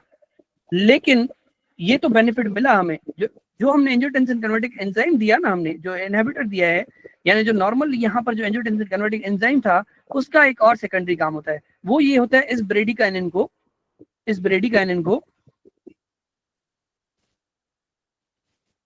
मेटाबोलाइज करवाना, यानी इस ब्रेडिकाइनिन को जीरो बनाना, आसान अल्फाज में, ठीक है। इस ब्रेडिकाइनिन यस को सर। एक नॉन टॉक्सिक, या यूं समझ लें बस मेटाबोलाइट बनाना, इसको बाहर निकालना बॉडी से। अब अगर आपने क्योंकि एस को ब्लॉक किया हुआ है, एसई को ब्लॉक किया हुआ है, तो ब्रेडिकाइनिन जीरो में कन्वर्ट होगा? नहीं होगा। ब्रेडिकाइनिन के लेवल बिल्डअप होंगे, जो पहले से ही बिल्डअप हैं। आपने फॉर सपोज उसको एस इनहिबिटर दे दिया, बहुत ज्यादा सीवियर कंडीशन हो जाएगी, सारे ब्रोंक्यूल आपके भर जाएंगे पानी से, ठीक है, सांस ले नहीं पाओगे, दबे दबे, बड़े मसले होंगे आपको। इसीलिए जो आपका हेरेडिटरी एंजियोएडिमा है, उसमें आपका एंजियोटेंसिन कन्वर्टिंग एंजाइम के इनहिबिटर्स, यानी जो आपकी एनालिप्रिल, कैप्टोप्रिल, ठीक है, लिसिनोप्रिल, सारे कॉन्ट्राइंडिकेटेड होते हैं, इसीलिए क्योंकि वो इंक्रीज करते हैं ब्रेडिकाइनिन के लेवल। इसीलिए हम इन पेशेंट्स में एंजियोटेंसिन रिसेप्टर ब्लॉकर्स देते हैं रादर देन एस इनहिबिटर्स। फिलहाल वो आपको याद करने की जरूरत नहीं है, लेकिन आपके सबकॉन्शियस में मैंने डाल दिया कि एस इनहिबिटर नहीं दे पाते, इसलिए हम लोग एआरबीज देते हैं। एआरबी सारे सेटन वाले होते हैं, वेलसर्टान, लोस अपना, और पेमोवेलसर्टान होता है मेरे ख्याल से दूसरा, ठीक है डॉक्टर साहब। Yes sir. Candesartan. Candesartan, ठीक है। मैं इसको ऐसे याद रखता हूँ कि सेटन बोलते हैं शैतान को, मैं वैसे याद रखता हूँ ये बड़े शैतान होते हैं, तंग करते रहते हैं, लेकिन हमें वक्त पे काम भी आते हैं, तो इस तरह से वेलसर्टान, कैंडी सर्टान, पेमोवेलसर्टान भी है एक मेरे ख्याल से। आई होप कि आपको ये समझ आ गया हो। अब आप पढ़ें, ये क्या लिखा हुआ है? Causes hereditary angioedema due to unregulated activation of kallikrein, क्योंकि अब कैलिक्रीन को कोई ब्लॉक करने वाला है नहीं, जो C1 एस्ट्रेस कर रहा था, इनहिबिटर कर रहा था, ठीक है। ब्रेडिकाइनिन बढ़ जाएगा, ACE inhibitors are contraindicated, also increase bradykinin. अब इन्होंने तो एक लाइन लिख दी, लेकिन इसके पीछे जो पूरी कथा है वो समझने के लिए आपको चाहिए डॉक्टर कुमार जैसा ट्यूटर, ठीक है। समझ आ गया? डॉक्टर दुर्गानी समझ आया? डॉक्टर संदेश लाल, डॉक्टर है आप लोग, किसका जो है वो, आप इसको अनम्यूट कर रहे हैं, लेकिन उनके प्रॉब्लम है उनके माइक में, किसका माइक है? अमीर हमजा साहब ने अनम्यूट किया हुआ है जी। डॉक्टर अमीर हमजा, समझ आ गया आपको? सर एक चीज पूछनी थी। हुक्म। सर C1 एस्ट्रेस जो है वो कैलिक्रेनिन को इनहिबिट करता है, कैलिक्रेन को। मेरे भाई जो C1 एस्ट्रेस इनहिबिटर है ना, वो कैलिक्रीन को इनहिबिट करता है। आपको उसका काम इनहिबिट करना है। जैसे सोमेटोस्टेटिन पढ़ा है कभी? यस सर, वो इंसुलिन को भी इनहिबिट करता है, यस सर, वो आपके सीक्रेटिन को भी इनहिबिट करता है, वो गैस्ट्रिन को भी मेरे ख्याल से इनहिबिट करता है, बहुत Yes, सारी sir. चीजों को इनहिबिट करता है। इसी तरह से जो C1 एस्ट्रेस इनहिबिटर है, इसका काम है 2 जगहों पर मेजर, होगा तो मल्टीपल जगहों पे, लेकिन फर्स्ट वो ब्लड ग्रुप है। टोटल ब्लड ग्रुप आप लोगों ने कितने पढ़े हुए हैं? AB, ABO, ABO, ठीक है, यही पढ़े हुए हैं ना आपने। चौथा Yes, RH, sir. टोटल 150 होते हैं या 30 होते हैं, 150 होते हैं, लेकिन क्योंकि बाकी सब आपके इंपॉर्टेंट नहीं है तो आप नहीं पढ़ते, इसीलिए इसके 2 काम होते हैं। एक आपका होता है C1, जो आपका C1 पे एक्टिवेटेड C1 कन्वर्ट करना, यानी उसको ब्लड ब्लॉक करना। दूसरा काम होता है कैलिग्रीन को बंद करना। अगर कैलिग्रीन बंद नहीं होगा, अनरेगुलेटेड एक्टिवेशन ऑफ कैलिग्रीन हो जाएगी। Right sir. इसको मैं ऐसे याद रखता हूँ कि एक बच्चे का अब्बा जो है वो डेथ कर जाए, या वो अब्बा की बात ना माने, या अब्बा फॉरेन चले जाएं, अब वो अपनी मनमानी करे, दंदनाता फिरे, सिगरेट पिए, सुटे पिए, हरकतें करे, तो अनरेगुलेटेड हो जाता है। इसीलिए घर के सरबराह का होना जरूरी होता है रेगुलेशन के लिए, गाड़ी में ब्रेक होना जरूरी होता है एक्सीडेंट से बचने के लिए। Right sir. बहुत ज्यादा इंपॉर्टेंट टॉपिक है। अगर कोई भी सवाल है यहाँ तक आप पूछे मुझसे, आई वुड लव कि कोई भी सवाल आपका आए मेरी तरफ। ये जितना कॉम्प्लेक्स पढ़ाने में उतना कॉम्प्लेक्स सवालों में आता है, उससे ज्यादा ही कम ही है। आगे चलूं, टर्मिनल कॉम्प्लीमेंट डेफिशिएंसी। अब ये था कॉम्प्लीमेंट प्रोटीन को जो रेगुलेट कर रहे थे उनकी डेफिशिएंसी, यानी जो कॉम्प्लीमेंट के रेगुलेटर थे, चौकीदार थे, अगर वो गुम हो जाते हैं तो आपको इधर आपको पैरोक्सिस्मल नॉक्टर्नल हीमोग्लोबिनुरिया या फिर आपका C1 esterase inhibitor deficiency. For suppose अगर जेनेटिकली आपकी कॉम्प्लीमेंट्स ही नहीं है, एक होती है अर्ली कॉम्प्लीमेंट C1 से लेकर C4 तक, दूसरा होता है टर्मिनल कॉम्प्लीमेंट C5 से C9, क्योंकि C5 से C9 मैक कॉम्प्लेक्स बन रहा था, अब नहीं बनेगा तो आपको नेज़रिया के इन्फेक्शन ज्यादा होंगे, बैक्टीरियमिया होगी नेज़रिया की बार बार रिकरेंट। स्लाइड पे आपको ये ऐसी पिक्चर दिखेगी जो मैंने अभी दिखाई, बाकी फिजिकली आपको ये ग्रॉस पिक्चर ये होगी, हिस्टोलॉजिकल पिक्चर ये होगी, और ये आपके केस में आपको बहुत ज्यादा हेल्प करती है। समटाइम ऐसे करते हो, पिक्चर देख के आपके रिफ्लेक्सेस बने होते हैं, समझ जाते हुए नजरिया है, ठीक है। एक चीज होती है वाटर हाउस फ्रेडरिक्सन सिंड्रोम, पढ़ाऊंगा वो आगे, वो इसी में होता है। अपने सबकॉन्शियस को बता दो फिलहाल, बाकी कॉन्शियस को बाद में बताऊंगा मैं आपके, ठीक है डॉक्टर साहब। अर्ली कॉम्प्लीमेंट डेफिशिएंसीज में क्या होगा? Increase risk of severe recurrent pyogenic यानी पस वाले infection and respiratory tract infection. अब मैंने बताया था डॉक्टर सिजलानी को भी कि जो आपके कॉम्प्लीमेंट है न्यूट्रोफिल को कॉल अपॉन करते हैं, न्यूट्रोफिल क्या करते हैं? आपकी पस को क्लियर करते हैं। अब अगर कॉम्प्लीमेंट नहीं होंगे अर्ली वाले C3B वाले, तो आपका क्या होगा? न्यूट्रोफिल नहीं आएंगे और पस जो है वो जमा हो जाएगी, बार बार आपको पसी इन्फेक्शन होगी, ग्रीन हरी कलर की पस आती है। Yes sir. बैठ रही है बात दिमाग में कि कॉम्प्लीमेंट का न्यूट्रोफिल वाली जो चीजें यहाँ नहीं लिखी हुई पूरे फर्स्ट एड में, लेकिन यू वर्ल्ड आपको पढ़ाएगा तो वो कैसे यहाँ पर मैच हो रही है, ठीक है। And respiratory tract infections. C3B used in clearance of antigen antibody complexes, increased risk of SLE, think SLE early। जो बच्चे अफोर्डेबल नहीं है उनके लिए वंस अगेन कह रहा हूँ, यू वर्ल्ड खरीद लो और यू वर्ल्ड पे सारा दिन बैठे रहो। आपको यू वर्ल्ड एक ना जब समझ आएगा ना, you don't need any tutor. हाँ वो अलग बात है, मैं जो एक्सपीरियंसेस आपको दे सकता हूँ वो यू वर्ल्ड अपने बुक नहीं देती। वो एक्सपीरियंस जो टीचर बताता है कि भाई मैं फर्स्ट में बता दूं आपको कि आप ब्लॉक के बाद आपको 5 मिनट का ब्रेक लेना है, आपको अपने प्रोमेट्रिक सेंटर पे, क्योंकि वहां पर 24 घंटे ठंडक होती है, AC चल रहा होता है, तो गर्मियों में भी सर्दी लगती है आपको वहां पे, और ऑलरेडी आप एंजाइटी में होते हो तो आपको आपके पसीने छूट रहे होते हैं, मतलब आपको अजीब फीलिंग होती है, तो आप क्या करते हो? आप एक स्वेटर साथ लेके जाते हो जो अंदर ही रख देते हो। अब ये चीज आपको बुक नहीं बताएगा, तो ये बेनिफिट है। अदरवाइज यू वर्ल्ड बहुत अच्छा पढ़ाता है, बहुत अच्छी एक्सप्लेनेशन है वहां पर। C3B used in clearance of antigen antibody complexes, ये चीज मैं ऑलरेडी बता के आया हूँ। और ये चीज मैं आपको समझा दूं, जो एंटीजन एंटीबॉडी कॉम्प्लेक्स है, जो मैंने डॉक्टर संदेश लाल को बताया था, याद है डॉक्टर संदेश लाल? एंटीजन एंटीबॉडी कॉम्प्लेक्स जो मैंने आपको बताया, जी जी, वो आपके SLE में भी बनते हैं, सिस्टेमिक ल्यूपस एरिथेमेटोसिस। अम्माओं को ये ज्यादा होती है, और ऑटो इम्यून जनरली जो कंडीशन है वो अम्माओं को ज्यादा होते हैं, मतलब फीमेल को ज्यादा होते हैं, वेमेन को ज्यादा, मिड एज वेमेन को, ये यंग एज वेमेन को ज्यादा होता है। तो SLE जो है वो आपका SLRD को याद करते हैं हम लोग, उसके ज्यादा रिस्क होते हैं, क्योंकि अब C3B नहीं होता, एंटीजन एंटीबॉडी कॉम्प्लेक्स क्लियर नहीं होता, बहुत ज्यादा सिवियर SLE होता है। जी आई होप कि आपको समझ आ गया हो। मैंने इस टॉपिक को नहीं तो 52 मिनट्स दिए, और मुझे लगता है कि अगर आपका सवाल हल हो जाएगा तो मुझे खुशी होगी। बाकी ये जो पिक्चर है आप अपने हिसाब से पढ़ लेना, आपको समझ आ जाएगी। मेन पिक्चर ये वाली है जो मुझे ये वाली याद रहती है, मैं इस पिक्चर को भूल जाता हूँ, ये जो न्यू पिक्चर इन्होंने दी हुई है। मकसद ये है आपको कॉन्सेप्ट पता हो, बस सवाल वहां से हल हो जाएगा आपका। चलिए। थोड़ा लाइटन करते हैं आपके मूड को, एक सवाल करवाते हैं, फिर आपको और कॉम्प्लेक्स चीज पढ़ाएंगे। करेगा कोई ये सवाल, आप अटेम्प्ट करें।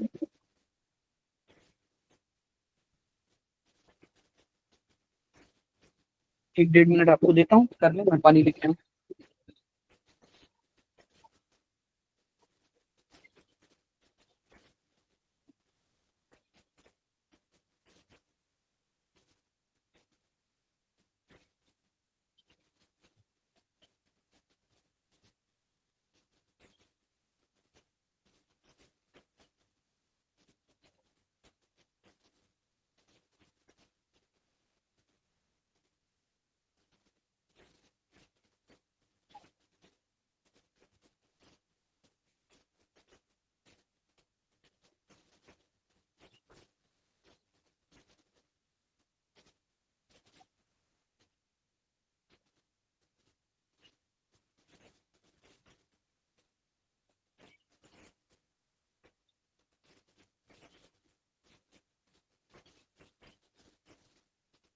जी डॉक्टर साहिबान, DR4 रूमेटॉइड आर्थराइटिस, ठीक है।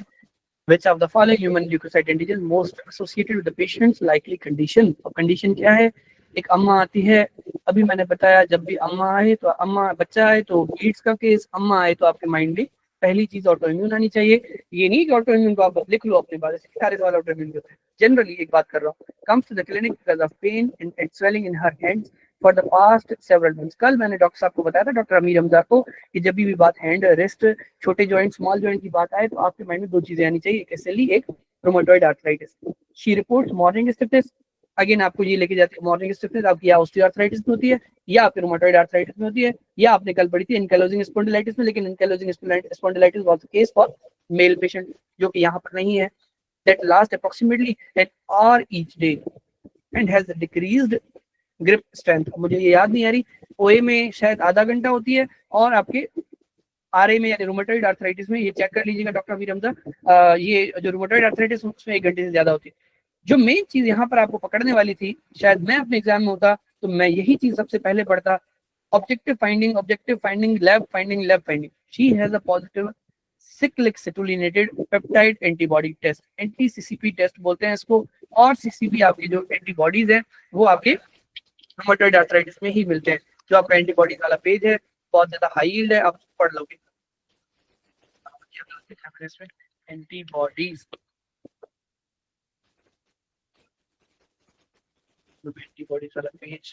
वाला पेज, यहाँ पर आप आएंगे और यहाँ पर आप ढूंढेंगे रूमेटॉइड आर्थराइटिस कहाँ लिखी हुई है।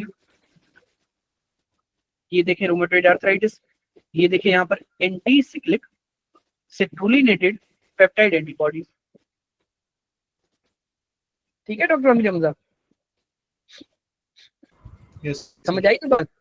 तो ऑब्जेक्टिव फाइंडिंग्स आपको, ये जो एंटीबॉडी वाला पेज है वो इसलिए इंपॉर्टेंट है, जैसे कल आपने मिस्थेनिया ग्रेविस का क्वेश्चन किया था, anti post synaptic acetylcholine receptor antibody. इसी तरह एक डिसऑर्डर होता है लैम्बर्ट ईटन मिस्थेनिक सिंड्रोम, उसमें फिर दूसरे। अल्टीमेटली आपको पता चल गया कि ये आपका केस जो है वो रूमेटॉइड आर्थराइटिस का है। पहली चीज आपको ये पता होनी चाहिए, इसको बोलते हैं टू स्टेप वेरिफिकेशन है, 2 स्टेप क्वेश्चन, कि पहले आपको डायग्नोसिस पता होनी चाहिए, उसके बाद मेन सवाल, आपको जो सवाल पूछ रहा है नॉलेज वो पता होनी चाहिए।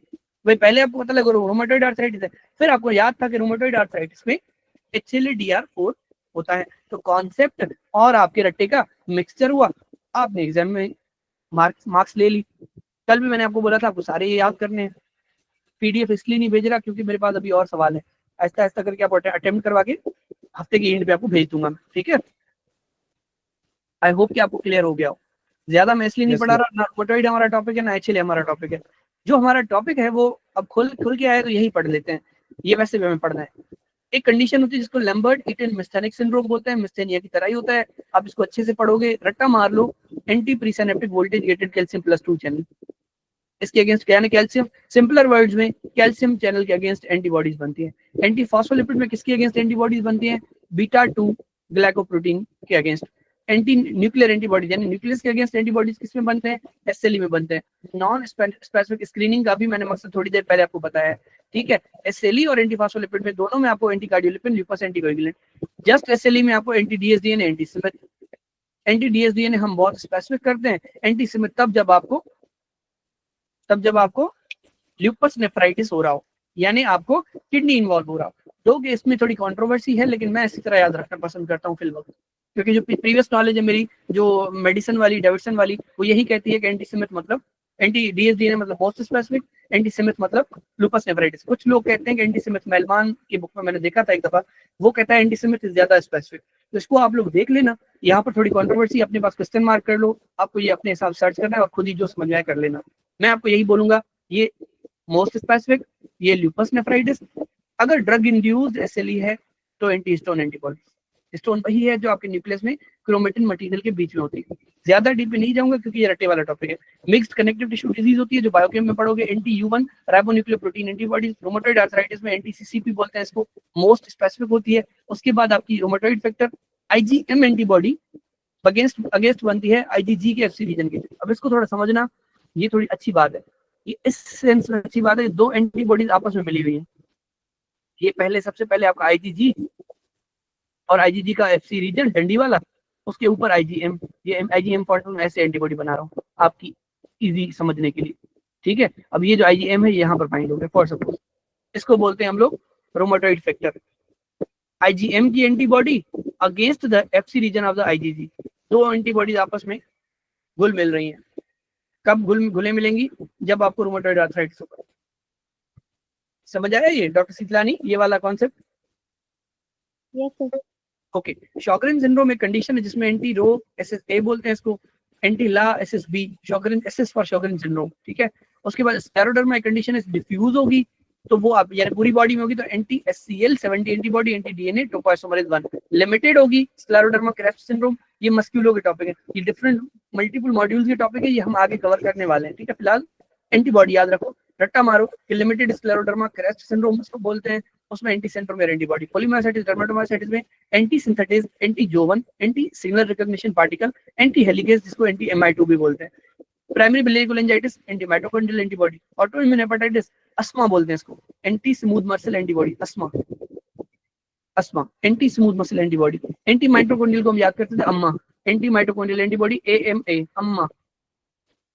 अम्मा for primary biliary cholangitis, asthma for auto immune hepatitis. Asthma दोस्त होती थी हमारी, ठीक है।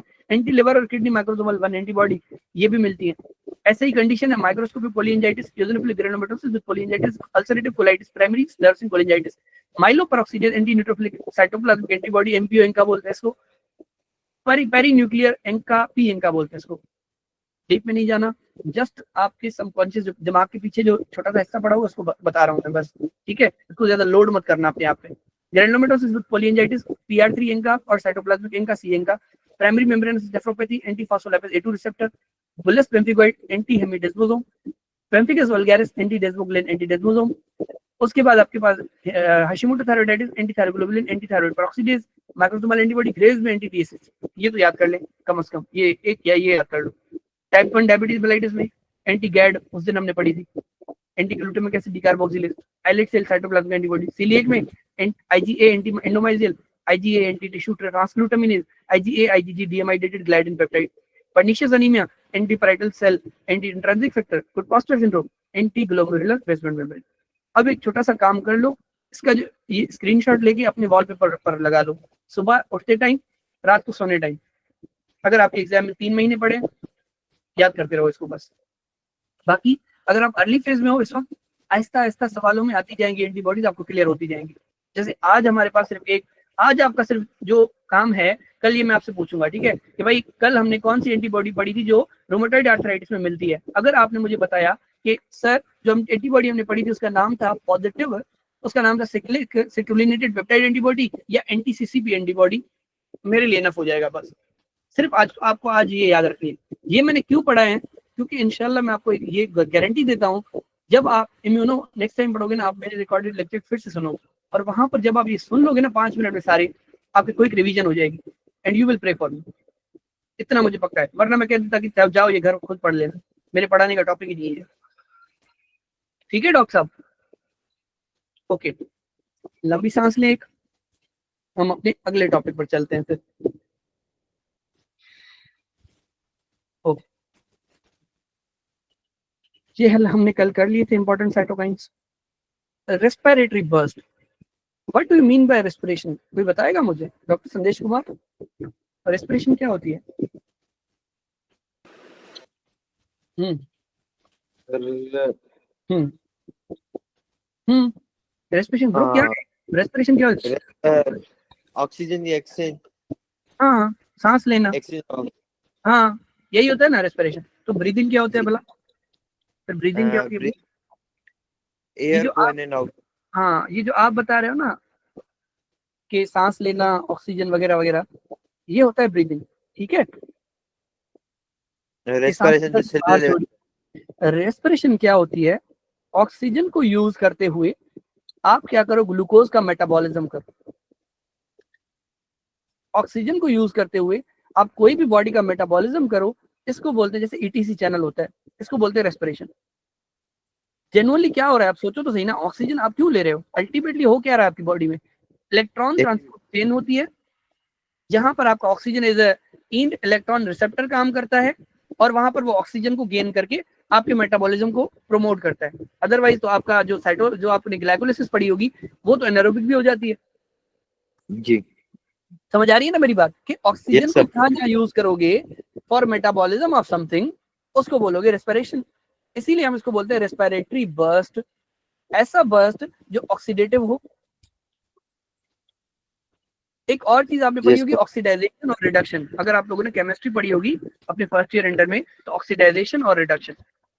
ऑक्सीडाइजेशन ये थी कि हम इलेक्ट्रॉन वापस लेते थे, सही लिखा है मैंने डॉक्टर साहब? Yes, sir. Yes, sir. वापस लेते थे या निकाल लेते थे। रिडक्शन क्या होता था कि हम Gain हो रहा है।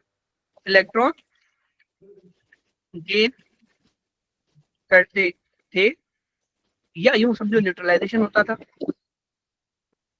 ठीक है? ये बस इतना याद कर लो, गेन करते थे इलेक्ट्रॉन। अब मसला ये है, यहाँ पर क्या हो रहा है, ऑक्सीडेटिव बर्स्ट में क्या होता है? ये जो ऑक्सीडेटिव बर्स्ट है, ये कहाँ पर होता है? ये आपके न्यूट्रोफिल के अंदर होता है, यहाँ पर, ठीक है? मैं बेहतर है कि मैं आपको वहां पर पढ़ाऊँ इसको, कि यहाँ पर पूरा कचरा पड़ा हुआ है। ओके, यहाँ पर क्या होता है? ये जो ऑक्सीडेटिव बर्स्ट है, ये कहाँ पर हो रहा है डॉक्टर साहब? न्यूट्रोफिल के अंदर, जी। ठीक है?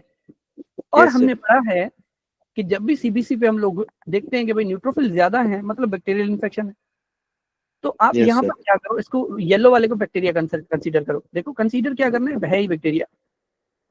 Yes, sir. और सपोज आपका जो बैक्टीरिया है, वो पेगोसोम ने यानी न्यूट्रोफिल ने अपनी बॉडी में अंदर लिया, Yes, sir. ठीक है?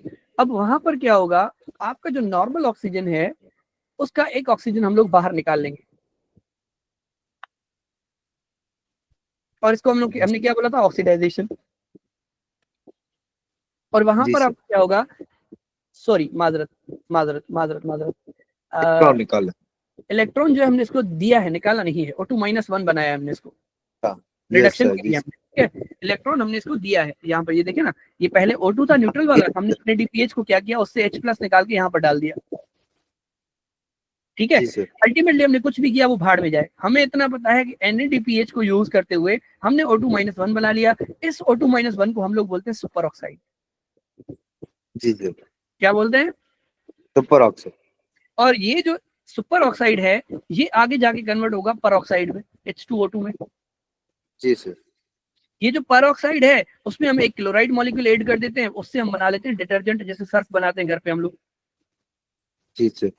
ठीक है? वो डिटर्जेंट क्या करेगा, आपके बैक्टीरिया को किल करेगा।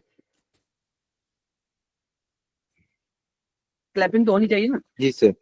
कि इतना ज्यादा काम किया आपके न्यूट्रोफिल ने। पहले आपको ऑक्सीजन था, NADPH को यूज करके हमने NADP+ बनाया, उससे सुपर ऑक्साइड, पर ऑक्साइड, हाइपोक्लोराइड। जो हाइपोक्लोराइड है, ये ब्लीच होती है जो लड़कियां अपने चेहरे पर लगाती है गोरा होने के लिए, या फिर आप लोग वो जो छपरी लोग डाई करवाते हैं जो बाल, वो भी इसी से होते हैं, HCl से। या अम्मियां जो कपड़े धो रही होती हैं घर पे, जो दाग होते हैं हॉस्टल वाले कपड़े हम लोगों को, ये ब्लीच जो आपकी मार्केट में मिलता है उसको हाइपोक्लोराइड ही बोलते हैं। ये लिखा हुआ है, देखिए, हाइपोक्लोराइड ब्लीच। डॉक्टर साहब, संदेश जी लाल, सर। समझ आ रही है ना जी बात कि आप क्या कर जी रहे हो, जी अपनी सर। बॉडी ब्लीच बना रहे हैं ताकि बैक्टीरिया किल हो जाए। ओके, अब ये Yes, जो sir. पॉइंट है 1 2 3 यहाँ पर आपके एंजाइम यूज होते हैं, क्योंकि कैटलिस्ट का काम करना होता है हमें कि प्रोसेस को आगे लगाने के लिए। NADP ऑक्सीडेज होता है जो यहाँ पर काम करता है। सुपर ऑक्साइड डिस्म्यूटेज होता है, नंबर 2 पॉइंट पर काम करता है। माइलो पर ऑक्सीडेज होता है जो नंबर 3 पॉइंट पर काम करता है। ये आपको रट्टे मारते हैं कि NADP ऑक्सीडेज ने क्या करना है, O2 को -1 में, नॉर्मल न्यूट्रल ऑक्सीजन को सुपर ऑक्साइड में। मल्टीपल काइंड ऑफ MCQs बन सकते हैं फिर इससे। ये सुपर ऑक्साइड को कौन कन्वर्ट करता है पर ऑक्साइड में, वो आपका सुपर ऑक्साइड डिस्म्यूटेज होता है। इसी तरह से जो आपका H2O2 है वो HOCl में कन्वर्ट करना है, आपको चाहिए माइलोपर ऑक्सीडेज। अल्टीमेटली बैक्टीरिया को किल कर दिया। समझ आ गया इतना आपको? Yes, sir. ठीक है, डॉक्टर शीतलानी आप अनम्यूट करें। Yes sir. Okay doctor Shitlani, देखिए अगर जब बैक्टीरिया को पता चलेगा यार ये तो बड़े डेश किस्म के आदमी हैं, ये तो मुझे मार रहे हैं, तो वो क्या करेगा, कोई हल निकालेगा ना। Yes sir. वो हल क्या निकालता है, कैटालाइज बनाता है। जो न्यू बैक्टीरिया के जो स्ट्रेन आते हैं, जो न्यू स्पीशीज आती है, उनमें कैटालाइज लेके आती है। वो कैटालाइज क्या करता है, H2O2 को कन्वर्ट करता है H2O और ऑक्सीजन, यानी वाटर और ऑक्सीजन दोनों आपके नॉन टॉक्सिक। Yes sir. ठीक है, अब तो Yes, परेशानी की बात हो गई, बैक्टीरिया दंदनाता फिरेगा, मरेगा नहीं। किल कैसे होगा? कैसे होगा, ये तो बड़े मसले की बात हो गई। बॉडी ने क्या किया, हमारी बॉडी ने सोचा कि यार चलो कैटालाइज वाले तो हैं, लेकिन कुछ बैक्टीरिया ऐसे भी हैं जिनके पास कैटालाइज नहीं है। Yes sir. बॉडी ने क्या किया, जो कैटालाइज वाले बैक्टीरिया नहीं थे उनकी बॉडी में चेक किया, एक चीज पड़ी हुई थी जिसका नाम था H2O2।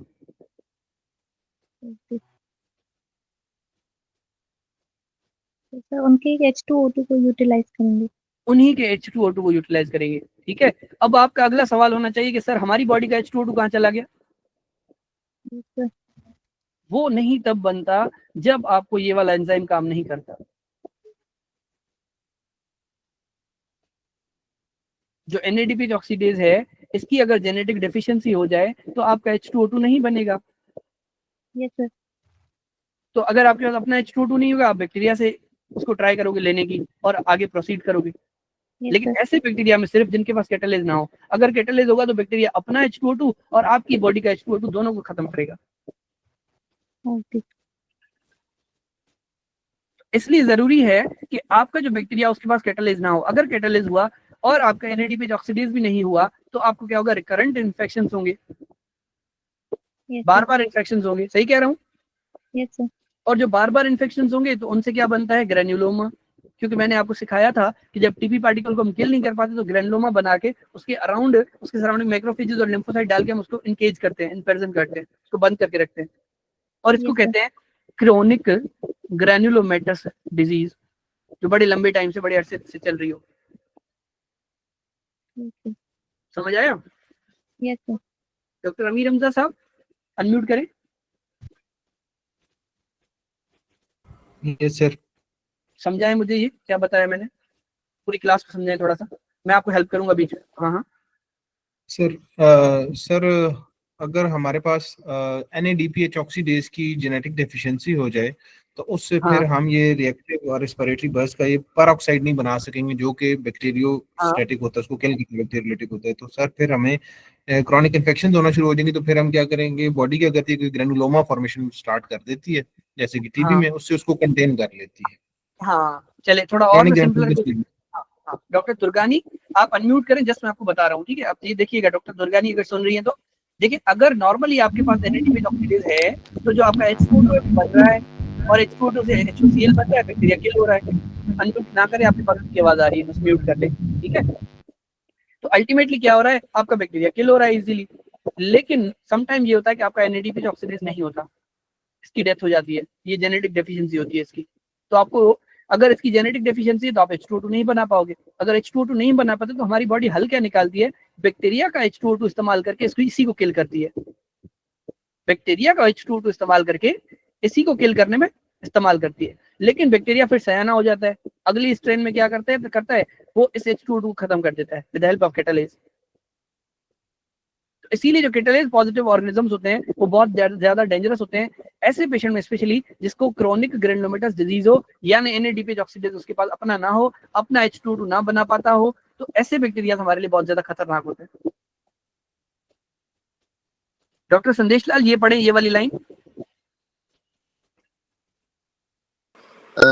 Patients are at increased risk for infection by catalase positive species, S. auris aspergillus, capable हाँ of neutralizing their own H2O2 living phagocytosis without reactive oxygen burst.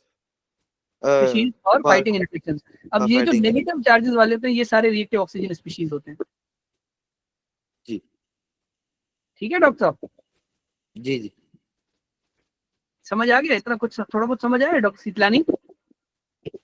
Yes sir. Okay great, अगर समझ आ गया तो बहुत अच्छी बात है। Doctor Sitlani आप एक काम करें, ये पढ़े, ये वाली लाइन पढ़े, फेगोसाइट्स। आप सर कहाँ से? फेगोसाइट से। हाँ Phagocytes of patients with CGD can utilize H2O2 generated by the invading organisms and convert it to reactive oxygen species. हाँ कि Patient के ऐसे के उन पेशेंट फेगोसाइट्स जिनको सीजीडी है फॉर सपोज, जो अपना H2O2 नहीं बना सकते, तो वो क्या करते हैं, बैक्टीरिया वाला H2O2 नॉर्मली इस्तेमाल कर लेते हैं। लेकिन अगर बैक्टीरिया के पास अपना कैटालिस हो, तो बैक्टीरिया इसको खत्म कर देगा, और अगर ये खत्म हो जाएगा तो बैक्टीरिया को क्या हम किल नहीं कर पाएंगे, क्योंकि हमारे पास नेचुरल H2O2 नहीं है अब। yes, sir. और इसी को बोलते हैं रेस्पिरेटरी बर्स्ट का मैकेनिज्म। ठीक है, Yes, sir. ओके। लास्ट चीज ये याद कर लो यहाँ से, क्योंकि ये दोनों लाइन्स तो आपको समझ आ चुकी हैं। ये ऑर्गेनिजम्स जो है सिर्फ दो नहीं है, ये दूसरे एक मॉड्यूल में है आपके कैटालिस पॉजिटिव स्पीशीज, वो आप वहां से इन सबको याद कर लोगे। लेट्स सी ओपन इट, क्या आपको मिल जाएगा। हाँ नहीं,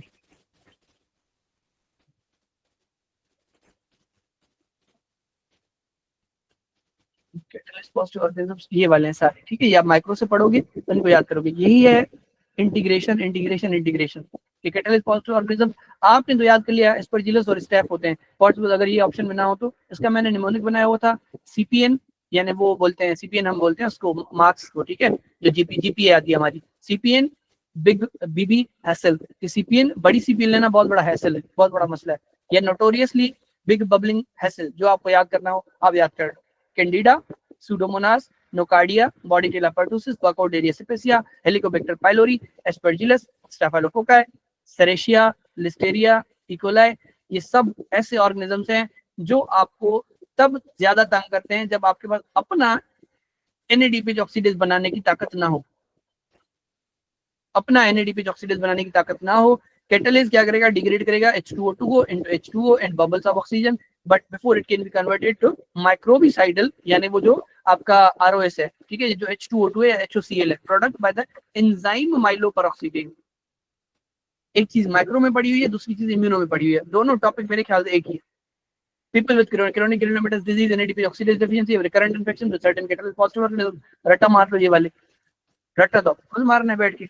रट्टे मारने का बेस्ट हल ये होता है, आप लोग क्या कर लो, अपनी जो व्हाट्सएप आपकी चैट है ना, यहाँ पर व्हाट्सएप एक ग्रुप बना लो। ठीक है, आपने क्या करना है, यहाँ पर एक न्यू ग्रुप बना लेना, उसमें अपने आप को ऐड करो या अपने किसी खास दोस्त को ऐड करो। अब जो भी रट्टे वाली चीजें उनका स्क्रीनशॉट निकाल के वहां फेंकते जाओ। जब आपको फ्री टाइम मिल रहा है, बस में बैठे हुए, कॉलेज जा रहे हो, कहीं भी जहां पर भी आपको अपने हिसाब से सोच लो कहाँ कहाँ आपके पास, जैसे हम लोग लड़के नाई के पास बैठे होते हैं, बार्बर के पास, जब तक सीट खाली हो तब तक हम ऐसे स्क्रॉल करते रहते हैं फेसबुक को। बेहतर ये पढ़ लो अगर डेडिकेटेड हो यूएसएमएल से, तो अगर नहीं हो आशिक यूएसएमएल के, भाग जाओ पहले ही। ठीक है, ओके, समझ आ गई बात doctor Sitlani? Yes, sir. Okay, last चीज यहाँ से ये समझ लें कि पायोसाइनिन आप सूडोमोनास ओरिजिनोसा, अभी आप पढ़ के आए हैं ना, सूडोमोनास ओरिजिनोसा के भी कैटालिस्ट पॉजिटिव है, वो Yes, जो है sir. उसकी खास फीचर है, वो जनरेट करता है reactive oxygen species to kill competing pathogens. असल में एक चीज और मैं आपको समझा देता हूँ, ये जो कैटालिस है ना, ये तो मैंने आपके समझाने के लिए बताया कि भाई जो कैटालिस है वो इसलिए बन रहा है कि आपका वो अपना क्या नाम है, सॉरी माजरत माजरत माजरत माजरत भूल गया। आप लोगों से मुझसे ये सवाल पूछना चाहिए था, डॉक्टर अमीर हमजा साहब, आप मुझसे ये सवाल पूछते कि सर बैक्टीरिया के पास H2O2 क्यों है? सवाल होना चाहिए था ना डॉक्टर साहब आपका। Yes sir. बैक्टीरिया के पास अगर H2O2, झगड़ा ही सारा ऐसी बात नहीं कि बैक्टीरिया के पास H2O2 है, हमारी बॉडी वो यूज कर लेती थी, लेकिन है क्यों बना? वो इसलिए बना डॉक्टर साहब, क्योंकि बैक्टीरिया जो है ना वो सर्वाइवल की जंग जी रहे होते हैं, क्योंकि उनके पास फूड थोड़ा होता है, लोग बहुत ज्यादा होते हैं। तो इसीलिए कि वो क्या करते हैं, इन H2O2 से अपने जो करस्पॉन्डिंग बैक्टीरिया होते हैं इनको किल करते हैं। भाई हम इनको किल कर लें ताकि जो खाना बचा वो हम खा लें। इसी तरह से जो सुडोमोनास ओरिजिनोसा है वो अपने कंपीटिंग पैथोजन से कैसे बीट करता है उनको, विद हेल्प ऑफ पायोसाइनिन। वही चीज जो H2O2 है या HOCl है वही पायोसाइनिन होती है। समझ आ गई बात? Yes, नहीं sir. आई? हाँ। सर मतलब अपनी कॉलोनी के मेंबर्स को मारने के लिए ये रिएक्टिव ऑक्सीजन स्पीशीज यूज करते हैं। हाँ हाँ बिल्कुल बिल्कुल ठीक है। ये ऐसे ही है जैसे आपने अपनी जेब में एक छुरा रखा है, ठीक है, क्योंकि आपको डर है कि कहीं अगर ये, क्योंकि आपको डर है कि कहीं अगर मुझे हमलावर आ गया तो मैंने उसको मारना है। ये छुरा है, डेगर है उसकी जेब में। जो कंपीटिंग पैथोजन होंगे, या फॉर सपोज आपकी लाइफ के लिए बोला बताऊं कि जो आपका मोलेस्टर होगा, जो आपको तंग करने आएगा क्योंकि आप जॉब पे नाइट कर रही है कॉल पे अपना यूनिवर्स अपनी हॉस्पिटल में, अगर वो आपको तंग कर रहे हैं, आपने उसको छुरा दिखाया, ये छुरा है इनकी जेब में, पायोसाइनिन भी छुरा है, H2O2 भी छुरा है। उसी छुरे को हमने बैक्टीरिया के खिलाफ इस्तेमाल किया अगर हम अपनी बॉडी में वो छुरा नहीं बना पा रहे थे। लेकिन बैक्टीरिया सयाना था, उसने क्या किया, उस छुरे का हल निकाल लिया। ऐसे बैक्टीरिया को बोलते हैं कैटलिस पॉजिटिव ऑर्गेनिजम्स। ठीक है। यस अब सर। ऑक्सीडेटिव बर्स्ट होगा, जब बैक्टीरिया टूटेगा तो आपके लाइसोसोमल एंजाइम जो वो रिलीज होंगे जो इन्फ्लेमेशन को फर्दर प्रोसीड करेंगे। ठीक है। ये 1 2 3 वाला एंजाइम आपको समझ आ गए, नीचे वाली लाइन आपको समझ आ गई, थोड़ा ऊपर मैं आपको पढ़ा देता हूँ, फिर ये वाला पोर्शन हम कवर करेंगे। ठीक है, okay. Also called oxidative burst involves activation of phagocyte NADPH complex, for example in neutrophil या फिर मोनोसाइट, दोनों हो सकता है, जो यूटिलाइज करते हैं ऑक्सीजन को एज अ सबस्ट्रेट। डॉक्टर सदेश लाल क्या बताया मैंने आपको रेस्पिरेशन के बारे में? ऑक्सीजन यूज करते हाँ, वो ऐसा मेटाबॉलिज्म जो ऑक्सीजन को यूज करे अपनी मेटाबॉलिक एक्टिविटी के लिए, उसी को तो रेस्पिरेशन बोल रहे थे हम लोग। रेस्पिरेशन ये थोड़ी ना है, ये तो ब्रीथिंग है ब्रो, जो सांस ले रहा हूँ अंदर बाहर। Yes sir. तो ये थोड़ा सा डिफरेंस है। plays an important role in immune response, rapid release of reactive oxygen species. NADPH plays a role in both creation and in utilization of ROS. ये जो NADPH है वो आपकी क्रिएट भी करा के देता है, जैसे यहाँ पर करी थी, न्यूट्रलाइज भी कराएगा। ये वाला पोर्शन हम बाद में पढ़ रहे हैं, इसको फिलहाल छोड़ो। न्यूट्रलाइज कैसे कराते हैं इसको देखते हैं हम लोग। ठीक है। Yes sir. Myeloperoxidase contains a blue-green heme-containing pigment that gives sputum its color. ये रट्टी वाली बात है कि आपको पता होना चाहिए कि आपके स्पूटम में माइलोपेरोक्सीडेज होता है जिसकी वजह से आपको ग्रीन कलर मिलता है। जी वही सर। वही माइलोपेरोक्सीडेज जो यहाँ पर था आपका, एक एंजाइम जिसका कलर है ग्रीन। ठीक है। Yes sir. इन तीन एंजाइम, जहां भी फर्स्ट एड निमोनिक बनाता है, आपकी आंख कान नाक जो भी है खोल दो, दिमाग को खोल लो। No safe microbe, NADPH oxidase याद करना है, सुपर ऑक्साइड डिस्प्यूटेज याद करना है, माइलोपेरोक्सीडेज याद करना है। ठीक है डॉक्टर साहब। Yes sir. अब मैं एक चीज बताता हूँ आपको, लड़कियां जो हैं वो बड़ा गौर से सुनिएगा। आप लोग सीरम वगैरह यूज करती हैं स्किन के लिए, जैसे एंटीऑक्सीडेंट होते हैं जिनमें, जो एक्ट्रेस स्पेशली यूज करती है, सही कह रहा हूँ ना मैं? एंटीऑक्सीडेंट होते हैं ना उनमें। Yes sir. असल में जो ऑक्सीडेंट होते हैं ना, जो रिएक्टिव ऑक्सीजन स्पीशीज होते हैं, ये वाले O2- वाले, ये एजिंग करवाते हैं, ये रिंकल्स डालते हैं आपके चेहरे में। इसीलिए आपको आप लोग बेसन में नींबू डाल के, क्योंकि लेमन में विटामिन C होता है जो एंटीऑक्सीडेंट है, आप लोग चेहरे पे लगा रही होती है। Yes sir. बताने का मकसद ये है, आप लोगों ने एक मूवी देखी होगी, पा मूवी देखी है आप लोगों ने? जो Yes, अमिताभ बच्चन और अभिषेक बच्चन की मूवी है पा। उस मूवी में ये होता है कि बच्चा, ये अभिषेक बच्चन इसका फादर होता है, ये जो छोटा बच्चा जो बूढ़ा दिख रहा है, ये बच्चा होता है, ये बेबी होता है इस बंदे का। ठीक है। ये बूढ़ा इसलिए क्योंकि इसको प्रोगेरिया नाम की कंडीशन है। क्या है इसको? प्रोगेरिया। और प्रोगेरिया तब होती है जब आपके रिएक्टिव ऑक्सीजन स्पीशीज बहुत ज्यादा बढ़ जाए। ये प्रोगेरिया का मकसद है बूढ़ा होना। ठीक है, कि अर्ली एज में आपका बच्चा बूढ़ा हो जाए। समझ आ रही थोड़ी बात? Yes sir. आप लोगों की जो हमारे टाइम की जो बुक थी ना, जो टेक्स्ट बुक हमने पढ़ा था, उसमें इंटर की बुक में, 12th की बुक में 5th चैप्टर में एक बॉक्स बना हुआ था, वहां पर लिखा था कि सुपर ऑक्साइड डिस्म्यूटेज का डिसफंक्शनल होना या प्रॉब्लमेटिक होना आपको प्रोगेरिया करवाता है। कैसे? कि अगर सुपर ऑक्साइड डिस्म्यूटेज काम नहीं करेगा तो O2- बढ़ जाएगा डॉक्टर साहब। यस सर, बढ़ जाएगा। अगर O2- बढ़ जाएगा, सुपर ऑक्साइड बढ़ जाएगा, तो ये आपको अर्ली एजिंग करवा देगा। इसी को तो बोलते हैं प्रोगेरिया। Yes, sir. इसीलिए आप लोग क्या यूज कर रहे होते हो, antioxidants Antioxidant. In the serum, in the cream, जो भी आपके पास कॉस्मेटिक क्रीम्स आती है, इनमें एंटीऑक्सीडेंट होता है। या आपने lemon, vitamin C antioxidant. Amir Hamza साहब, प्रोगेरिया वाली बात समझ आई आपको? Yes sir. Okay, perfect. अब हमने ये तो देख लिया कि जो आपका NADPH है वो उसने क्रिएट कैसे करवाया आपके जो रिएक्टिव ऑक्सीजन स्पीशीज है। लेकिन अब हमने देखा कि अगर रिएक्टिव ऑक्सीजन स्पीशीज बहुत ज्यादा होंगी तो एजिंग हो जाएगी। बेहतर है कि हम इसको न्यूट्रलाइज भी कर लें, एक मैकेनिज्म ढूंढें जिससे हम जो है वो रिएक्टिव ऑक्सीजन स्पीशीज जो बनी है या H2O2 बना है इसको न्यूट्रलाइज कर लें। न्यूट्रलाइज करने का मकसद क्या होगा, इसको वाटर और ऑक्सीजन में कन्वर्ट करें। तो एक और मैकेनिज्म है जो न्यूट्रलाइजेशन के लिए चलता है जिसमें H2O2 वाटर में कन्वर्ट होता है।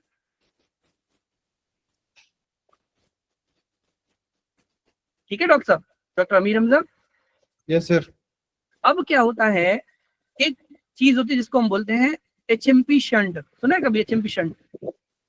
Yes sir. Hexose monophosphate shunt pathway, जिसमें ग्लूकोज 6 फॉस्फेट जो होता है वो 6 फॉस्फोनो ग्लूकोनोलेक्टोन में कन्वर्ट होता है। और उस स्टेप में क्या होता है, आपका जो NADP प्लस है, ये वाला NADP प्लस ये NADPH में कन्वर्ट होता है। और ये जो NADPH है वो क्या करेगा, इस GSSD फॉर्म यानी ऑक्सीडाइज्ड फॉर्म को रिड्यूस्ड फॉर्म में लेके आएगा GSH। और ये जो रिड्यूस फॉर्म होगी ये फिर क्या करेगी, आपके H2O2 को न्यूट्रलाइज फॉर्म में लेके आएगी। इट इज सिंपली कि आपके जो माइनस चार्ज है उसको खत्म करते जाना। सबसे पहले आपने क्या किया, यहाँ पर जो इलेक्ट्रॉन डेफिशिएंसी थी वो आपने इसको बंद किया, पूरा किया। आपने NADPH बनाया, NADPH ने क्या किया, इस नेगेटिव वाली फॉर्म को न्यूट्रल फॉर्म में कन्वर्ट किया। फिर इस न्यूट्रल वाली फॉर्म ने क्या किया, इस नेगेटिव वाली फॉर्म को न्यूट्रल फॉर्म में कन्वर्ट किया इस तरफ। अल्टीमेटली मकसद ये था सिंपल। ये वैसे बायोकेम का टॉपिक है, फिलहाल मैं इसमें डीप पे नहीं जाऊंगा। अल्टीमेटली इतना याद कर लो कि NADPH की हेल्प से हमने क्या किया, इस डेगर जो थी, ये जो छोरा था, इसको हमने न्यूट्रलाइज कर लिया कि भाई कहीं हमें हमारी बॉडी को ना नुकसान दे दे, हमारी बॉडी को ना एजिंग करवा दे, प्रोगेरिया ना करवा दे। और अगर ये एंजाइम डेफिशिएंट हो, जिसको हम बोलते हैं ग्लूकोज 6 फॉस्फेट डिहाइड्रोजिनेज, तो आपको पता है कौन सी कंडीशन होती है, G6PD डेफिशिएंसी होती है, जिसकी वजह से आपके आरबीसी टूटते हैं और हिमोलिसिस होती है। और ये एक बहुत बड़ा डिलेमा है, हिमेटोलॉजी के टॉपिक है ये। डॉक्टर साहब समझ आया थोड़ा सा, मैं इसको रिपीट करूं? Yes sir. ठीक। पहली बात मुझे ये बताएं कि हम लोग ये वाला साइड वाला पढ़ क्यों रहे हैं, ये पोर्शन क्यों पढ़ रहे हैं हम लोग? Neutralisation of H2O2 neutralisation. एक चीज हमने पढ़ी कि भाई creation of ROS, reactive oxygen species. दूसरा हमने पढ़ा न्यूट्रलाइजेशन। क्रिएशन वाला पार्ट आपको समझ में आ गया ओवरऑल, थोड़ा थोड़ा मतलब ऊपर से फिलहाल एक कॉन्सेप्ट बैठ गया आपके माइंड में। ठीक है, नो डाउट कि आपको स्टेप्स याद करने के लिए खुद पढ़ना पड़ेगा। ठीक है, एक कॉन्सेप्ट समझ में आ गया कि भाई क्या चल क्या रहा है, सीन क्या चल रहा है। ठीक है, अब यहाँ पर न्यूट्रलाइजेशन कैसे होती है सर, कि जो आपका ग्लूकोज 6 फॉस्फेट है वो कन्वर्ट होता है 6 फॉस्फोग्लूकोनोलेक्टोन में, ताकि वो NADP प्लस जो यहाँ पर खाली बना था NADP प्लस, उसको NADPH में वापस से कन्वर्ट करा सके। वो जो NADPH है वो क्या करेगा, इस ऑक्सीडाइज्ड फॉर्म ऑफ ग्लूटाथायोन को रिड्यूस्ड फॉर्म ऑफ ग्लूटाथायोन में कन्वर्ट करेगा। लिख लो भले अपने पास, इस साइड पे ऑक्सीडाइज्ड, उस साइड पे रिड्यूस्ड। ये जो रिड्यूस्ड फॉर्म ऑफ ग्लूटाथायोन है ये बहुत ज्यादा इंपॉर्टेंट होती है। इस डेगर को, डेगर में समझते हो ना, छुरे को बोलते हैं डेगर, जंजीर को, जो छुरा आता है छोटा सा जो चोरों के पास होता है, देखा है डेगर? Yes sir. ठीक है, तो ये डेगर को आपकी न्यूट्रल फॉर्म में कन्वर्ट करता है, ये वाला GSH, reduced form of glutathione. बस सिंपल इतना याद कर लो कि आपको ये वाले जो स्टेप्स हैं वो तो खुद याद करने पड़ेंगे। इतना पता होना चाहिए कि इन स्टेप्स की हेल्प से आपका जो H2O2 है वो न्यूट्रल फॉर्म में कन्वर्ट हो रहा है। इन स्टेप्स की हेल्प से आपका H2O2 HOCl में कन्वर्ट हो रहा है, जो आपके बैक्टीरिया को किल करेगा।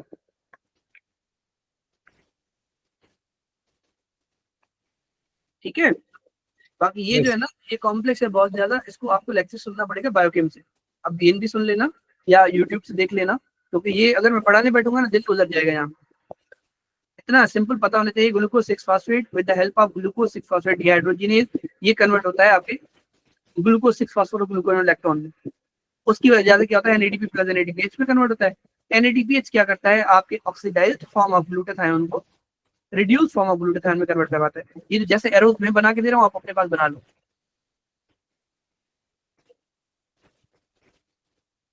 ठीक है, ये इसको हेल्प करता है यहाँ से, समझ लो ये एरो यू जा रहा है, ठीक है। फिर लास्ट एरो जो जाएगा वो, सॉरी मार्कर, लास्ट एरो जो जाएगा वो जो GH होगा वो आपको हेल्प करेगा H2O2 को H2O में कन्वर्ट करवाने के लिए। पहला एरो इस तरफ, दूसरा एरो यहाँ से इस तरफ, तीसरा एरो यहाँ से इस तरफ। ग्लूकोज 6-फॉस्फेट 6-फॉस्फेट ग्लूकोनोलेक्टोन में कन्वर्ट होता है, वहां पर NADP प्लस NADPH में कन्वर्ट होता है। वो NADPH क्या करता है, ऑक्सीडाइज्ड ग्लूटाथायोन को रिड्यूस ग्लूटाथायोन में कन्वर्ट करता है। रिड्यूस ग्लूटाथायोन अगेन आपका क्या करेगा, H2O2 को H2O में कन्वर्ट करेगा, न्यूट्रलाइजेशन हो जाएगी और खुद कन्वर्ट हो जाएगा ऑक्सीडाइज्ड फॉर्म में। और ये यहाँ पर सिर्फ एक एग्जाम्पल है। ये जो आपका रिड्यूस ग्लूटाथायोन है, इसने जिम्मा उठाया होता है बॉडी में अगर कोई भी एंटीऑक्सीडेंट बने, जैसे फ्री आयरन है, जैसे आपके पास O2-1 है, जैसे आपके पास और कौन सा होता है जो मुझे अभी याद आ रहा था, कॉपर होता है, ठीक है, फॉर सपोज, ठीक है, फ्री कॉपर हो गया, फ्री आपका दूसरे जो भी आपके ऐसी चीजें जो रिएक्टिव ऑक्सीजन स्पीशीज हों, वो मल्टीपल हो सकती हैं, ठीक है, वो हजारों हो सकती है, 100 हो सकती है, कुछ भी हो सकती है। उन सबको न्यूट्रलाइज करना किसका काम होता है, GSH का, रिड्यूस्ड GSH का, और वो बन रहा होता है इस पाथवे से। फॉर सपोज आपके वो है एंटीबायोटिक्स है, सल्फोनामाइड्स वगैरह, पावा बीन्स जो आप खाते हो, उन सबको न्यूट्रलाइज करना नॉर्मली इसका काम होता है, रिड्यूस्ड ग्लूटाथायोन। अगर रिड्यूस्ड ग्लूटाथायोन आप नहीं बना पाते तो आप क्या होगा, आपको हिमोलिसिस होगी, एजिंग भी हो सकती है। उसका कॉन्सेप्ट मैंने आपको ऑलरेडी समझा दिया।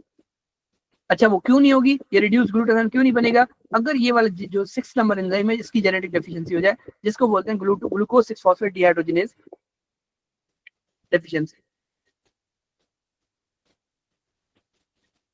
आई होप कि आपको समझ आया हो।